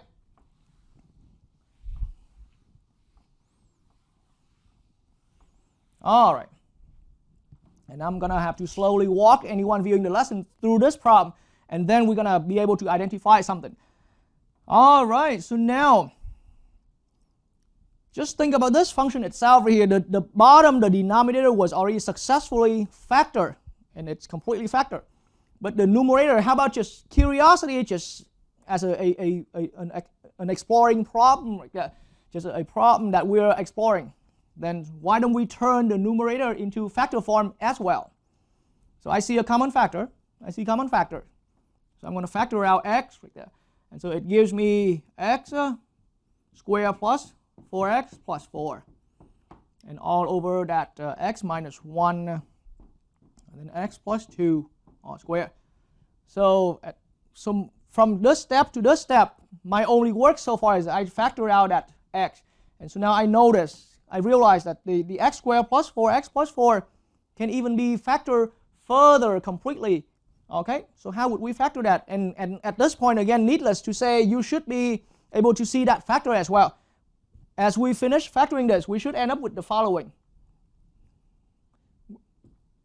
Factoring that numerator further, we will end up to x plus 2 times another x plus 2. That's what the x squared plus 4x plus 4 will factor into. X plus 2 times x plus 2. All right. and then x plus 2 times x plus 2. A better way of writing this, that's all I'm saying, a better way of writing these two identical factors is that we're going to write that as x plus 2 all squared. X plus 2 all squared. But so x plus 2 all squared means, now all of a sudden we realize something else further. Shockingly, I didn't point this out throughout the whole example too, because we didn't need to, but now as we're going further, let's point that out right here. So x times x plus 2 all squared. In the denominator, we're looking at x minus 1 times x plus 2 all squared. What do we always do when we see common factor throughout bottom and the denominator and numerator? We're going to cancel them out, and this time we're going to cancel completely the x plus 2 all squared. Okay? So we are going to result, after canceling out the x plus 2 all squared away, we're going to result in simply x over x minus 1. Okay? And so this is what happens. Now, allow me to type this, allow me to input this function in Desmos as a separate function. Okay, yes, they're equal. I've shown the equals, the equality from this step leading all the way down to that. It's all equal. That expression equal to this because we simply just factor, and then from here it's equal to this because we simply cancel out and all that. Okay, so technically this is still f of x. This is still f of x. Okay, but allow me to just input to Desmos this only expression as a separate function. That's what that g of x that I left open empty is all about. Okay. So now on my browser here, I'm gonna still leave the vertical asymptote here, but I'm gonna hide away this actual graph of the big expression, the big rational function here. I'm gonna just type in g of x to equal x over the x minus 1. All right, and now I'm gonna show the graph. The graph is there again. The graph is there again. All right, and this graph is exactly the same graph because just now I showed the graph for f of x. Okay? So this is the graph for f of x. And now hiding the graph for f of x and showing the graph for g of x. It's just the exact same graph. So, but this particular function, this particular rational expression, technically it is the reduced, it is the simplified function from f of x. But look at the consequence of simplifying this. After we cancel the x plus 2 factor away completely, we ended up with this. And all of a sudden we realize once we arrive here, then we no longer have to worry about x plus 2 being a 0 or x equals negative 2 being a 0. We no longer have to worry about that. And so for Desmos, really when Desmos is graphing this, Desmos is too smart in a sense that Desmos canceled all the common factors away. Okay, so in this case, Desmos, when I graph this function, Desmos really, when I graph this function f of x, Desmos really behind the scene cancel the x plus 2 all squared away. And then Desmos think of this function, Desmos thought of this function as this g of x. So that's why consequently Desmos gives me just such a smooth graph. And so that's why this point is still there when I initially showed the graph of this function f. That's why we did not see the vertical asymptote here because Desmos was sketching. Yes, Desmos is reporting that this is the graph for this function, but really Desmos was using this other function. And so now at that point is there. See, when x equals negative 2, we do have a final value right here, pointer. All right, point at negative 2, x equals negative 2. It's 0.667. Really, it's 0.66666. Okay? All right, and now you can see that with the numerical label right there. And so that's where it starts producing the kind of realization for us. We now all of a sudden realize, really, for this function, this once thought being a vertical asymptote, but it turned out it's not. It turned out it's not. It turned out it's not. Only x equals 1 is the vertical asymptote. This x equals -2 was not a vertical asymptote. It was not found anywhere in there.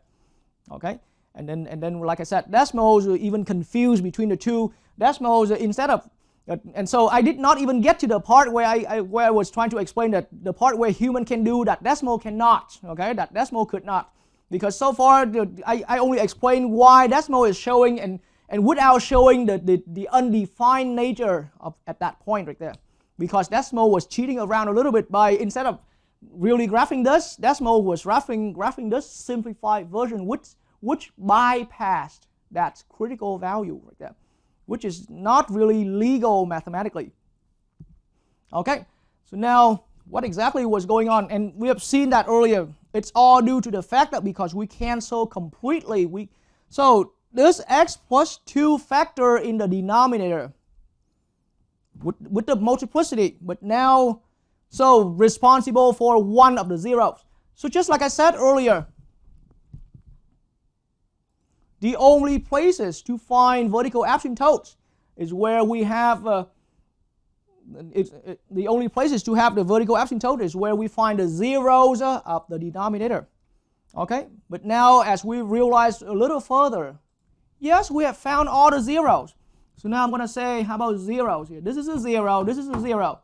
Okay, but then as far as being a VA, as far as now being a VA, not all zeros are VAs. Okay, not all zeros are VA. That's where the trouble is. That's what the trouble is. Not where zeros are VAs. This is not a VA. See, we found 2 zeros, but not all of these are VAs. Right, only one zero is VA, the other one is not. Okay, the other one is not. And so, really, if that was for us, how would we think of this? Okay, so on the graph, it shows clearly here that we have a vertical asymptote of VA at x equals 1. Okay, but then right here we still see the line is going through smoothly, going through right through that. See, if I now, another way to convince your view is that if I put in the vertical line x equals -2, for example. Okay, and then with that VA right there, now I'm going to put that in black color with dotted line as dotted line. See, the graph passes through, cross through. Okay, the graph hits directly into that vertical line. All right, and making it going through. So we do have a point there. All right, so now in other words, as a matter of fact, now let me zoom just into the part right there. And to do this, I have to now start applying a workaround trick right there. I have to apply a workaround trick right here. All right, so clearly at this point, we see through the graph, and decimal show that result. It's a 0 for our denominator to this function, but it's not a vertical asymptote. So now I'm gonna get back on my board before I do the work with decimals here. Here's what I'm saying. Yes, it seems like the simplifying work was easy. It seems like the simplifying work was easy, but I now have to really emphasize the part I did not mention. The part I did not mention when I was simplifying is that this step right here, this starting function, ugly, large-looking expression, large-looking rational function, this ugly one right here can only be simplified down to this step, can only be turned into this step right here, provided x is other than 1 and x is other than -2. So it's only equal to this. For any x value other than 1 and other than -2. We can only legally make that equal to this when we're looking at any value away from these, except these two values again. And even more critically, from this step, to make that equal with this final simplified version, we can only simplify. Again, I'm repeating slowly. We can only simplify, or we can only cancel this factor away if we are working with x inputs being other than 1 and other than -2. being other than 1 and other than negative 2, that means that in the end we are forever, we are permanently entitled, we are permanently under that requirement that we do any of these performance, any of these operations all the way to the end, including the simplification work, to end up into this nice easy meal right here. Okay, we only allowed it to go all the way there provided that we are taking input values anywhere except these two.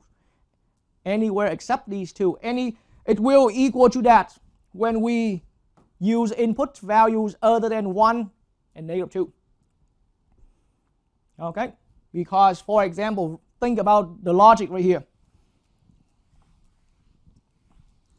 If we immediately take x equals negative 2, substitute that into our function. Negative 2 all cubed plus 4 times negative 2 all squared plus 4 times negative 2, okay, equals negative 2 minus 1 times negative 2 plus 2 all squared. If we believe that we can turn this into negative 2 over negative 2 plus 1, it is incorrect. Because before this expression can equal to that, this large expression already failed having a value, so we cannot even proceed into the cancellation work. Take a moment to understand what I was trying to explain right there. Okay? Take a moment to understand the logic behind the scene that I was trying to explain. Because any step I'm explaining here, I aim at that ultimate purpose, even though you may not plan to, but I aim at the purpose for anyone who plan to advance to calculus formally. Okay? And so, in this way, that is the reason why normally we just can't simplify like that. We just can't simplify like that unless we know we are working with values other than negative 2. Okay? So, yes, at the bottom line here,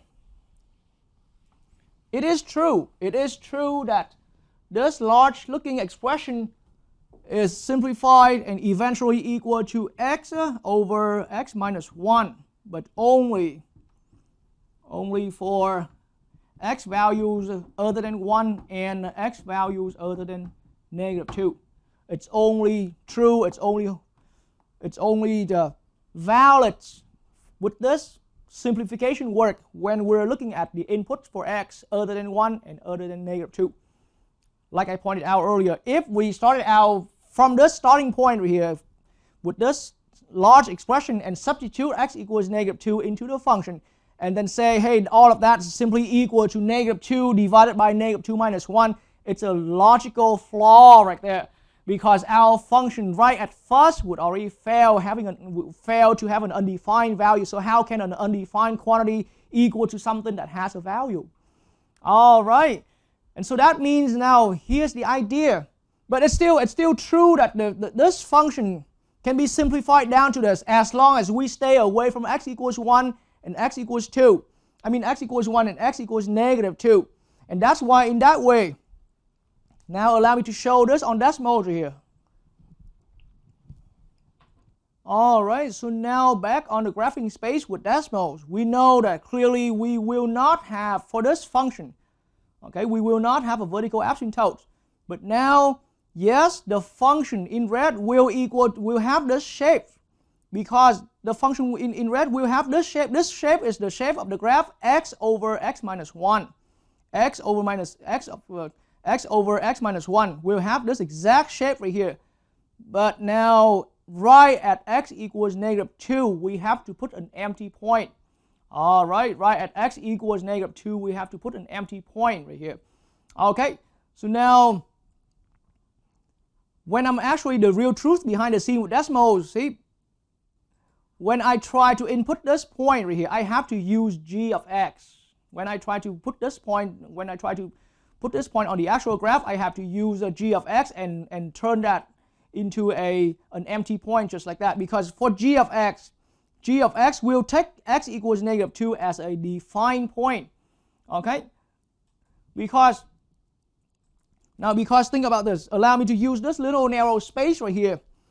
Alright, so g of x, if we define a separate function g of x to be x over x minus 1, for example, then this particular function has no problem with x equals negative 2. X equals negative 2 is not the 0 of the denominator for this one. So g of x, in other words, has no problem. Okay, so that's why for Desmos, at least Desmos is still smart enough in a sense that if I'm brutally substituting negative 2 into the function f, yes, Desmos is reporting undefined, okay, as far as calculated value. And so I won't be able to come up with the actual point on the graph.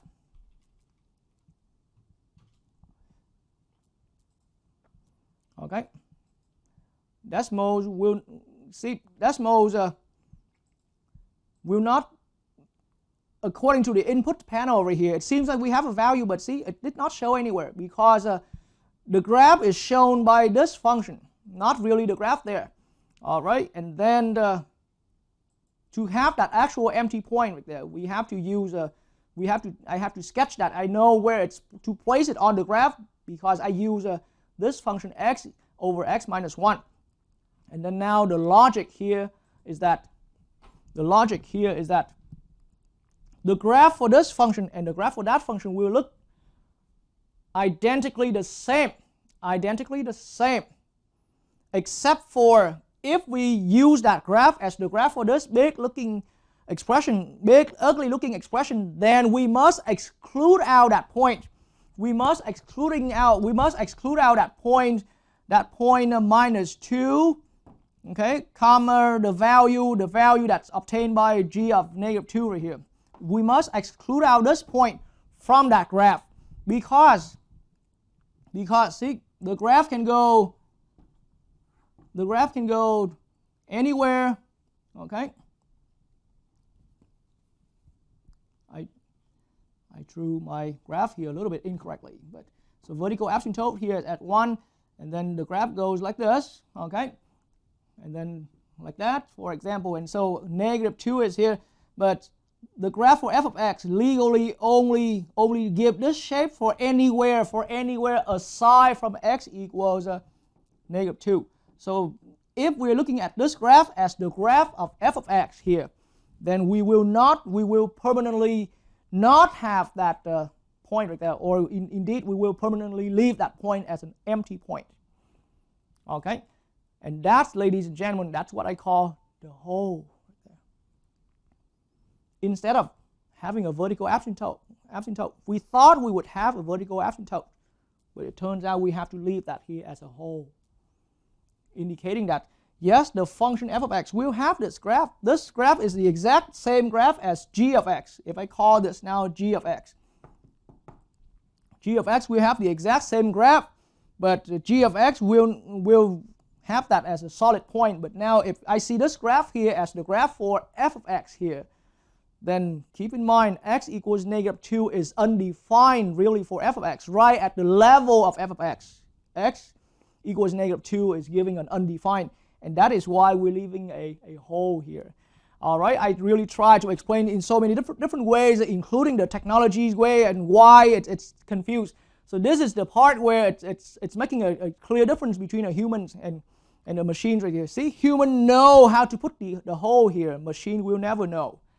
Because machine will be, see, like the case of Desmos here, Desmos will be over smart right there, and just automatically assume that this function easily equal to that easy meal x over x minus 1, and boom, generate the graph, making viewers who view that at first, if you don't think correctly, if you don't think analytically, if you don't look at every single detail, you're gonna miss out and start assuming that the graph for this function is simply just that where we have that point going through.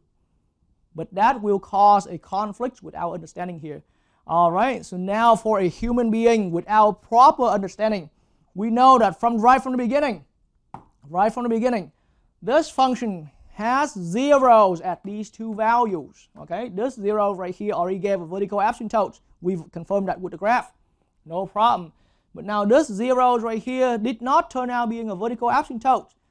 In other words, I mean, as a matter of fact, because back at the level, so I explained that word earlier and I erased it, back at the level of these, once we also factor out the numerator, we found out that the x plus 2 all square factor here in this particular problem here got canceled away completely. And so just think about that concept here a little bit for now. Maybe a little early, but then when you go to calculus, you will have that all put in detail. But think about this point right here. Okay, it's a critical point. Formally, for the calculus people, they will call that it's a discontinuity because the function supposedly have a jump, and it is a jump. But then think about it. Instead of being a vertical asymptote, we removed it away. We removed the vertical asymptote away and turned that into an empty hole right there.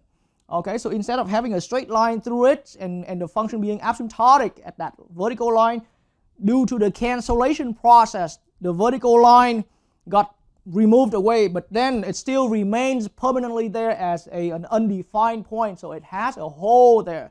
So vertical asymptote, but due to the fact that the factor responsible for that vertical asymptote got cancelled away, the factor that's responsible for the 0 in the denominator there got cancelled away. And so think about, we can imagine in a way that we remove the vertical line away and we left behind a permanent empty hole only at x equals -2. So the graph is just like that. We have defined value anywhere except -2 and except 1. But right when we hit -2, it heads to that point. But when it's right at that point, it's empty. It's a hole. And that's the idea of a hole right there.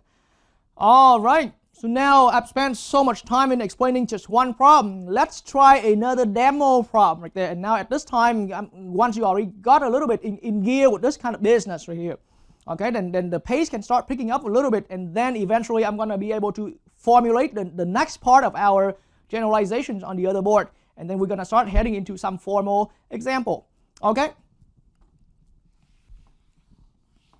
So now let me bring in a few other cases. So at this point right here, another fact I would like to point out is that, so yes, it's the only places to find vertical asymptote is where we have, is at the zeros of the denominator. Okay, the only places to have vertical asymptote is at the zeros of the denominator. But then not all zeros of the denominator. Maybe it's good to take that note right there. We noted that, but be careful, this is not the part of the second part, the completion part of this general conclusion right here. All I'm saying is just make a note of that, but now we just realize not all zeros of the denominator are VAs.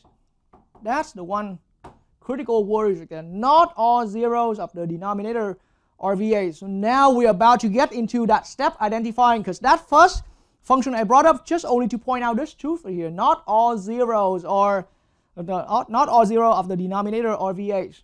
So now we're gonna keep looking through a few other ones, and then we're gonna find out, okay, what precisely make a 0 in the denominator a vertical asymptote, and then otherwise outside of being a vertical asymptote, they will become a hole. Okay, and you saw that hole as a demonstration through that demonstration problem right there. Okay, so now shortly I'm going to have to erase this, but let's navigate to the other board. All right, so now let me bring up another problem that came from our example 2 again. So how about let's look at f of x. Okay, how about we looking at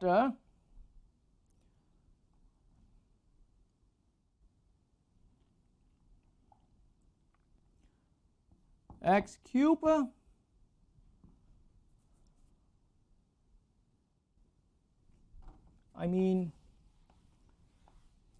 actually this one here, I mistake a little bit. It was not really part of that example 2, but it's just something brand new that I came up to, I prepared before I talked about this. So how about x cubed plus 2x squared plus x. And we're dividing that by about x minus 2 times x plus 1.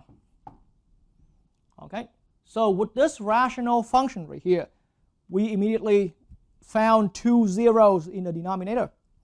Okay, and at this point, let's not ridiculously beat around the bush anymore about explaining too much about it. This is a factor and this is another factor. Okay, it's already in factor form, so this one gives us a 0, x equals 2. It's a 0 as far as the zeros. So now I just start out by saying this is a 0. We're going to find another 0, and I don't even need to solve for that anymore. You are expected to be fluent with that at this point.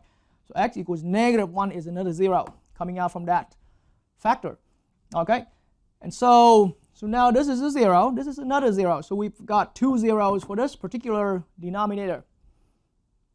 Okay, and so now let's see that through the graph. So is this VA? Can this be also a VA, or some of those, or any one of these has to fail? Let's find out. Okay, so we want to know if this is a VA or not, or is this a VA or not. So any of the zeros can be either a VA or a whole, and that's the point at this point. Not all zeros here can be a VA. Okay, so now let's look at the graph.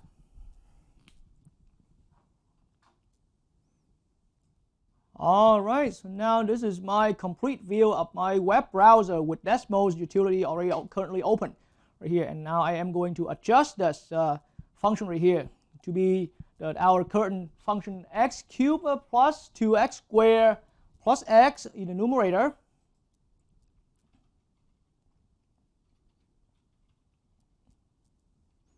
All right, and I have x minus 2 in the denominator, and this one here is x plus 1, and then I deleted out that multiplicity on that from the previous work with that. So now this is our complete function. This is our complete function.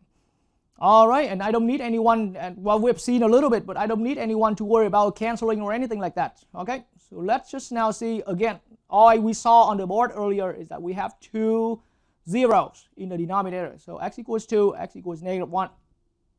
Okay, and then we have already listed down that these are the 2 zeros of the denominator, but now we want to move a little more cautiously because we're now aware that not all zeros are VAs.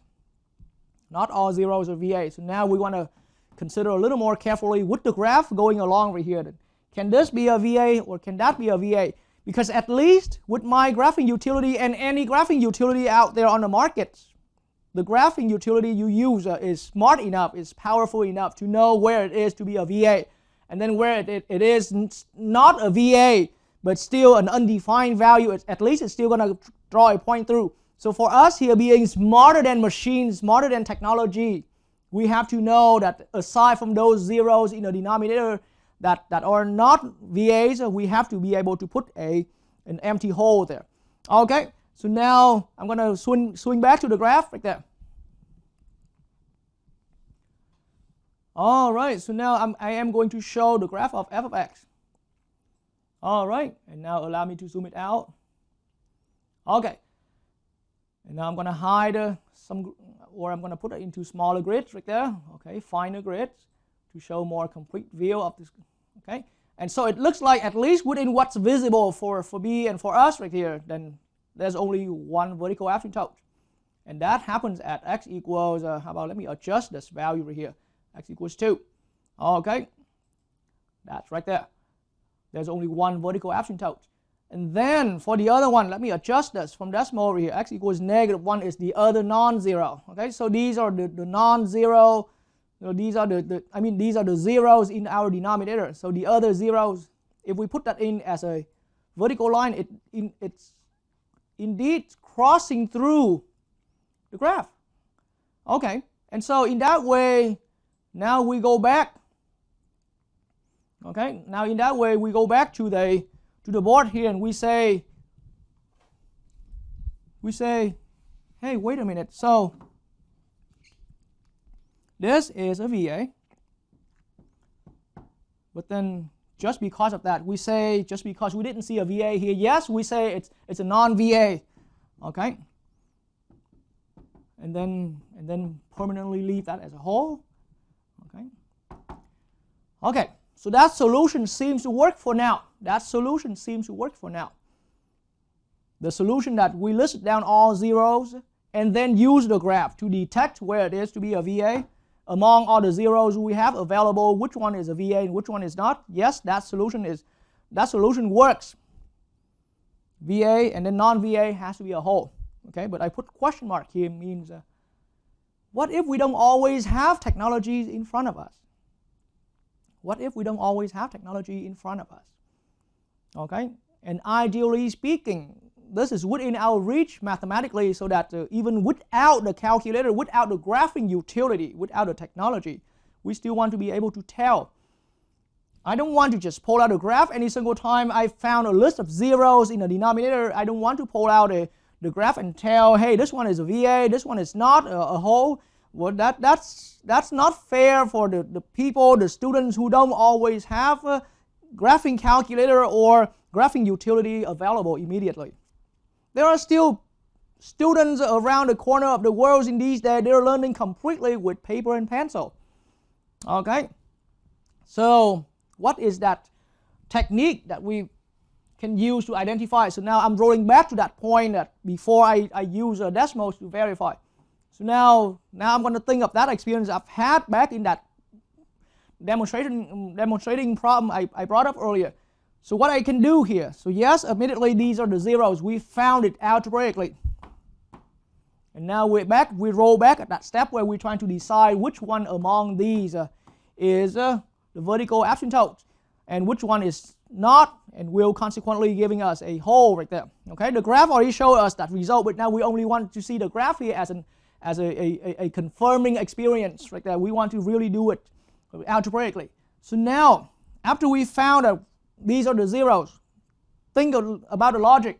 That means as far as the domain, our function can only take inputs anywhere except 2 and anywhere except x equals -1. Those are the two values we have to exclude from our domain of the function. We can only work with this rational function here on any x values anywhere except these two. That's the domain of our function here. And I could have also mentioned about the domain when we were working with that earlier one as well. Okay, the domain of any rational function says we only work with that for any x values anywhere except those zeros in the denominator. Okay, and so now in that way we have already had all of the zeros, we already had the denominator polynomial successfully factored, where it's showing all of the factors responsible or corresponding to these zeros already.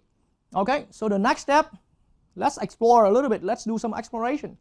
Okay, so I'm going to factor out. So I'm going to say now, as long as we are away from these two values, as long as we're anywhere except x equals 2 and x equals -1, then our function is completely legal to equal the following. Our function at start here can be equal to x factor out in the numerator, and now the numerator continue to be x squared plus 2x plus 1, and then the denominator continue being in factor form.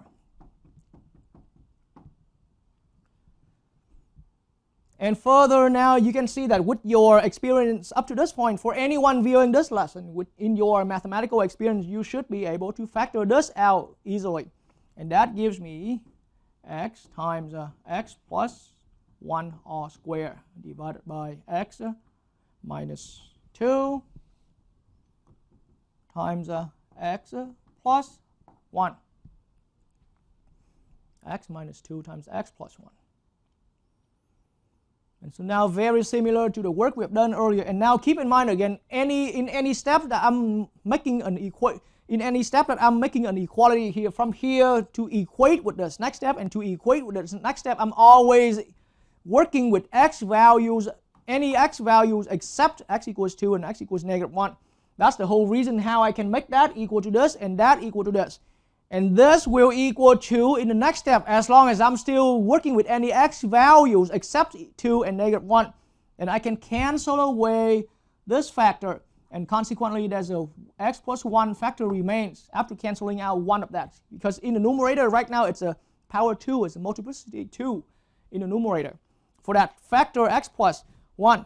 But hey, in the end, the point now is similar to the earlier problem that the factor x plus 1 that was responsible for this 0 in our denominator has already been completely canceled. Just very similar, or at the very similar, or to the extent of exactly like the one that I brought up earlier. The factor including the multiplicity in the denominator that's corresponding to that 0 right there got canceled completely away. See? Completely gone right there. Yes, I see some x plus 1 here as a factor, but it's in the numerator. It's a different world already. So the x plus 1 that's responsible for the zeros in the denominator here in our problem that was there before, now it's completely got canceled away. This is why, this is what leads to x equals -1, right? Is a whole right there. That's what leads to our conclusion. X equals -1 is a whole. So x equals 2 is a VA. Because see, at the end right here, even after we have already reduced and simplified, our denominator still has that x minus 2. And so now it has to be the VA. That vertical line stays permanent there. But then this other exception point right there, it seems like it got canceled away due to the work right there.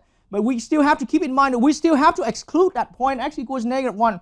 It's just as far as the expression, that factor corresponding to this 0, including its multiplicity, got canceled away completely. In the earlier problem, that factor was at multiplicity 2. Here in this problem, the factor is at multiplicity 1, but multiplicity 1 or 2, whatever, the factor got completely canceled away. And that's why this is the valid reasoning where I can conclude that, hey, x equals -1 as a 0 of our denominator, can now be concluded as a whole. X equals -1 is a whole. We have a whole on the graph at that point. Okay, we have a hole on the graph at that point. All right, so now I'm going to swing over to the graph, and that's why the graph explained that way. And so now, actually before I pull up the graph right here, so now if I'm about to switch over to Desmos, see, think about how Desmos is thinking. Desmos is going to give us the graph for easy computational purpose. See, even for machine, it will know to choose the easier one to work. Because once we simplify this one, it's a lot easier, less math work for us, whereas here it's a lot. So Desmos is smart in a sense that Desmos knows to simplify so that it will choose the easier one to work to give us the graph. So the graph for this and the graph for this will be exactly the same. But now on Desmos, I'm going to use this as a G right here. And from here, I'm going to be able to put in a point on the graph, and I'm going to put that as an empty hole. All right, so now on Desmos right here, I'm going to call my G right here to be really, okay, and I'll need some more. Okay, so this is x minus 2. All right, and that point is still not there yet. All right, and then now on top here, it's x plus 1 still. Okay, and so now let's put it in heavy weights of the picture right there. Okay, and now I'm going to zoom it in, really zoom it in to show the. So we no longer expect that vertical asymptotes anymore at x equals -1. Let's hide that away. But now since I defined G successfully right here, and now let's look at -1. All right, so this is what I see right here. All right, so now we have an empty hole, and that's how I create an empty hole right here in my graph. Like that, simply because, yes, instead of going directly with this, if I evaluate -1 into this function, it won't get me a value. So to really have that point display, I have to go through that easier one, and that's also what decimal is doing a lot of the whole time right there. So I'm going to be able to pull out the actual dots right there, but now I have to put that as an empty dot or a hole right there. All right. So now at this point, after realizing that the only places we can find a vertical asymptote or any vertical asymptote is at the zeros of the denominator. But then we realize that not all zeros of the denominator are VAs. And so now, what was that next, that second general conclusion that I can make right here to complete our list? So earlier when I started getting into this, I'm saying that it's not only just a conclusion, but it's more like a generalized step here. So first thing is always to identify the zeros of your denominator. And so most likely it's going to give you a vertical asymptote already. And now allow me to add in the next general conclusion right here. This is number 2 here. And it could be a little lengthy right here to write it down. So once you finish writing it down, make sure you spend some time to understand the wording I'm writing here, and then it will clear it out. Okay, but so now we found all zeros, and then if the factor, including its multiplicity, if the factor including its multiplicity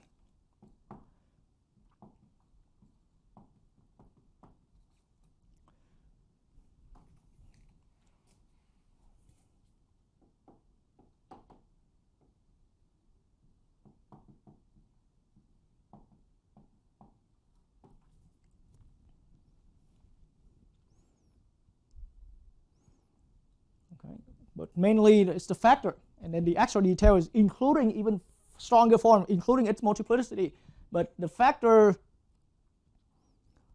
of the denominator,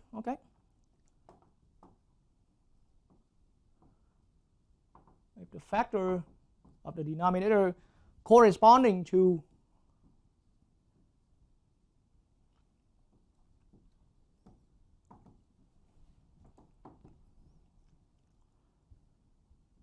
a 0 at x equals a, at some x equals a, if that factor can be cancelled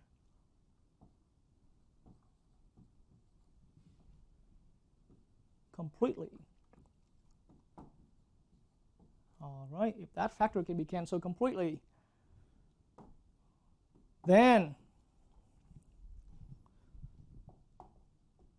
the rational function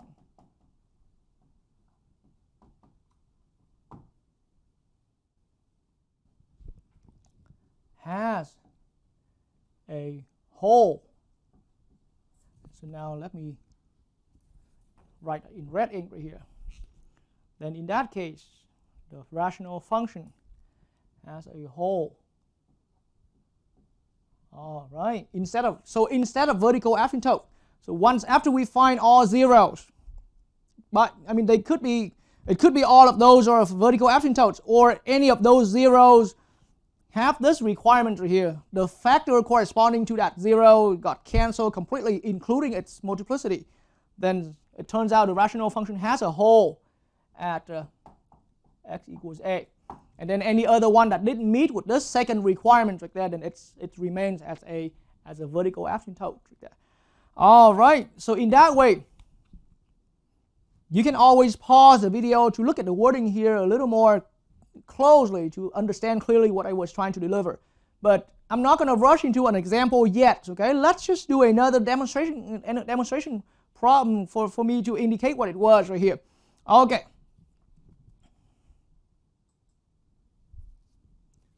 So let me bring everyone into another scenario right here. And then that will kind of set you into a routine of finding VAs and holes together. And this is about, at this point we're close to ending this particular subtopic about we're trying to find VAs, vertical asymptotes, and holes of our function. So now I have prepared another problem right here. How about let's look at x squared minus 5x plus 6 and divide by x minus 2 all squared times x minus 1. All right, and then we want to, so let's consider that rational function, and we want to just simply want to find VAs and holes if there's any VAs or holes. Okay, so now that kind of sets a routine for us. The number one thing is to list down all the zeros, because again the only places where the only places where vertical asymptotes can be found, okay, is at the zeros of the denominator. And this now is making it easy because our denominator in the rational function has already been in factor form. Okay, so as far as the zero, let's list it down first. We're gonna for sure know that we have the following zeros. Even though there's a repeat, there's a multiplicity of that x minus 2 factor right there. But as far as distinct factor, we only have x minus 2, so that's making it x equals 2 as one of our zeros for the denominator. Okay, and then we have another one, x equals 1. And now tentatively, I am not going to use decimals to verify. I'm going to want to go through my own process to decide who among these, which one among these is a VA and which one is a hole, or maybe both of those are holes, or maybe both of those are VAs. Who knows, right? So let's decide. So now in that way, just keep in mind, as long as these are zeros of our denominator, our function here has to be in the domain that's anywhere except x equals 2 and x equals 1. We have to accept that. We have to exclude those out. We have to make those exceptions. All right, so now, but then once we are clear with that exceptions right there, with those two exceptions, then I'm going to investigate a little further. This numerator can be further factored into, and in your experience algebraically at this point, it can be x minus 2 times x minus 3. We can factor that into something like that. Okay, and then now I have x minus 2 all squared times x minus 1. So now some cancellation will happen here in the way how we completely factor immediately after we factor out the numerator. Then some cancellation is realized. But again, remind yourself, from any step to any step, we only reach real equality as long as we ensure we're working anywhere except these two values, as long as we're working anywhere except those two. X equals 2 and x equals 1. Put them out of our list right there. I mean, put them into our exception list right there. Okay? And so now as long as we're away from these two values, then we can cancel the x minus 2 factor. But now that reduces down to x minus 3 in the numerator and x minus 2. There's still one x minus 2 left as a factor. All right, so this final one right here, this final one, and really there isn't any more common factor that we can simplify. So now, yes, at any of these zeros right here, any of them can be the vertical asymptotes. So let's look at the one that the factor that did not cancel at all. So this factor right here is responsible for this 0. And it did not factor at all. I mean, it did not cancel at all because there was no common factor in the numerator. Okay, so this one here is clearly it's a VA. Now that's how we trace it down and decide. So this one here has to be a VA. So what about x equals 2? Okay, it did cancel. It did have some cancellation. The factor corresponding to it did have some cancellation. But now let's look at the wording a little more carefully. That's the reason why I want to do another demonstration problems before we formally get into the actual examples. So examples in my philosophy of teaching, it's just for students to practice the skills, but before that I may even bring in a whole bunch of demo problems like that to illustrate the idea. So what's important here is that, yes, if the factor cancel completely, but see, does that completely cancel here in this case? As a matter of fact, in the word it says, if the factor including its multiplicity of the denominator the factor of the denominator corresponding to a 0 can be cancelled completely. And cancel completely means including its multiplicity. We did not really cancel completely that factor x minus 2. Right, from that step earlier, we had a multiplicity 2, but we only cancel away one factor due to that. Oh, that was the only one.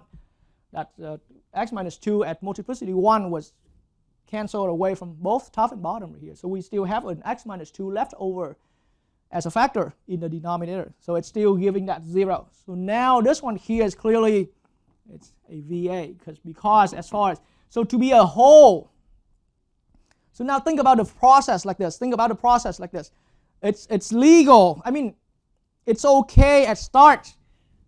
Once you lay down all the zeros right here, it's okay at start to see all of these. It doesn't hurt to see all of these as VAs. It doesn't hurt to see all of these zeros in the denominator as VAs. It doesn't hurt that way.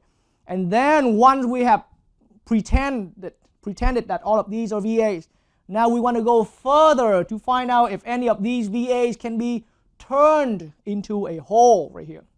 That's the idea.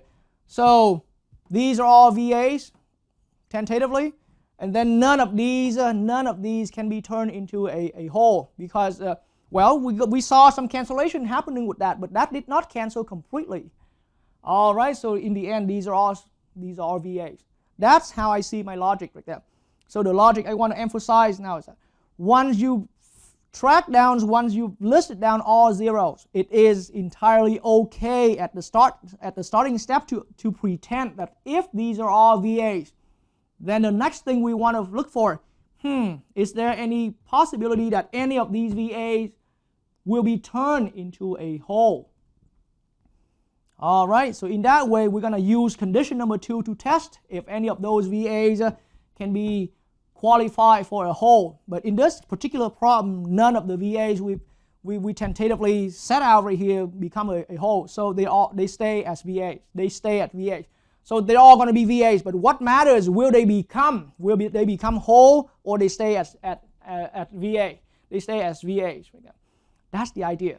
All right.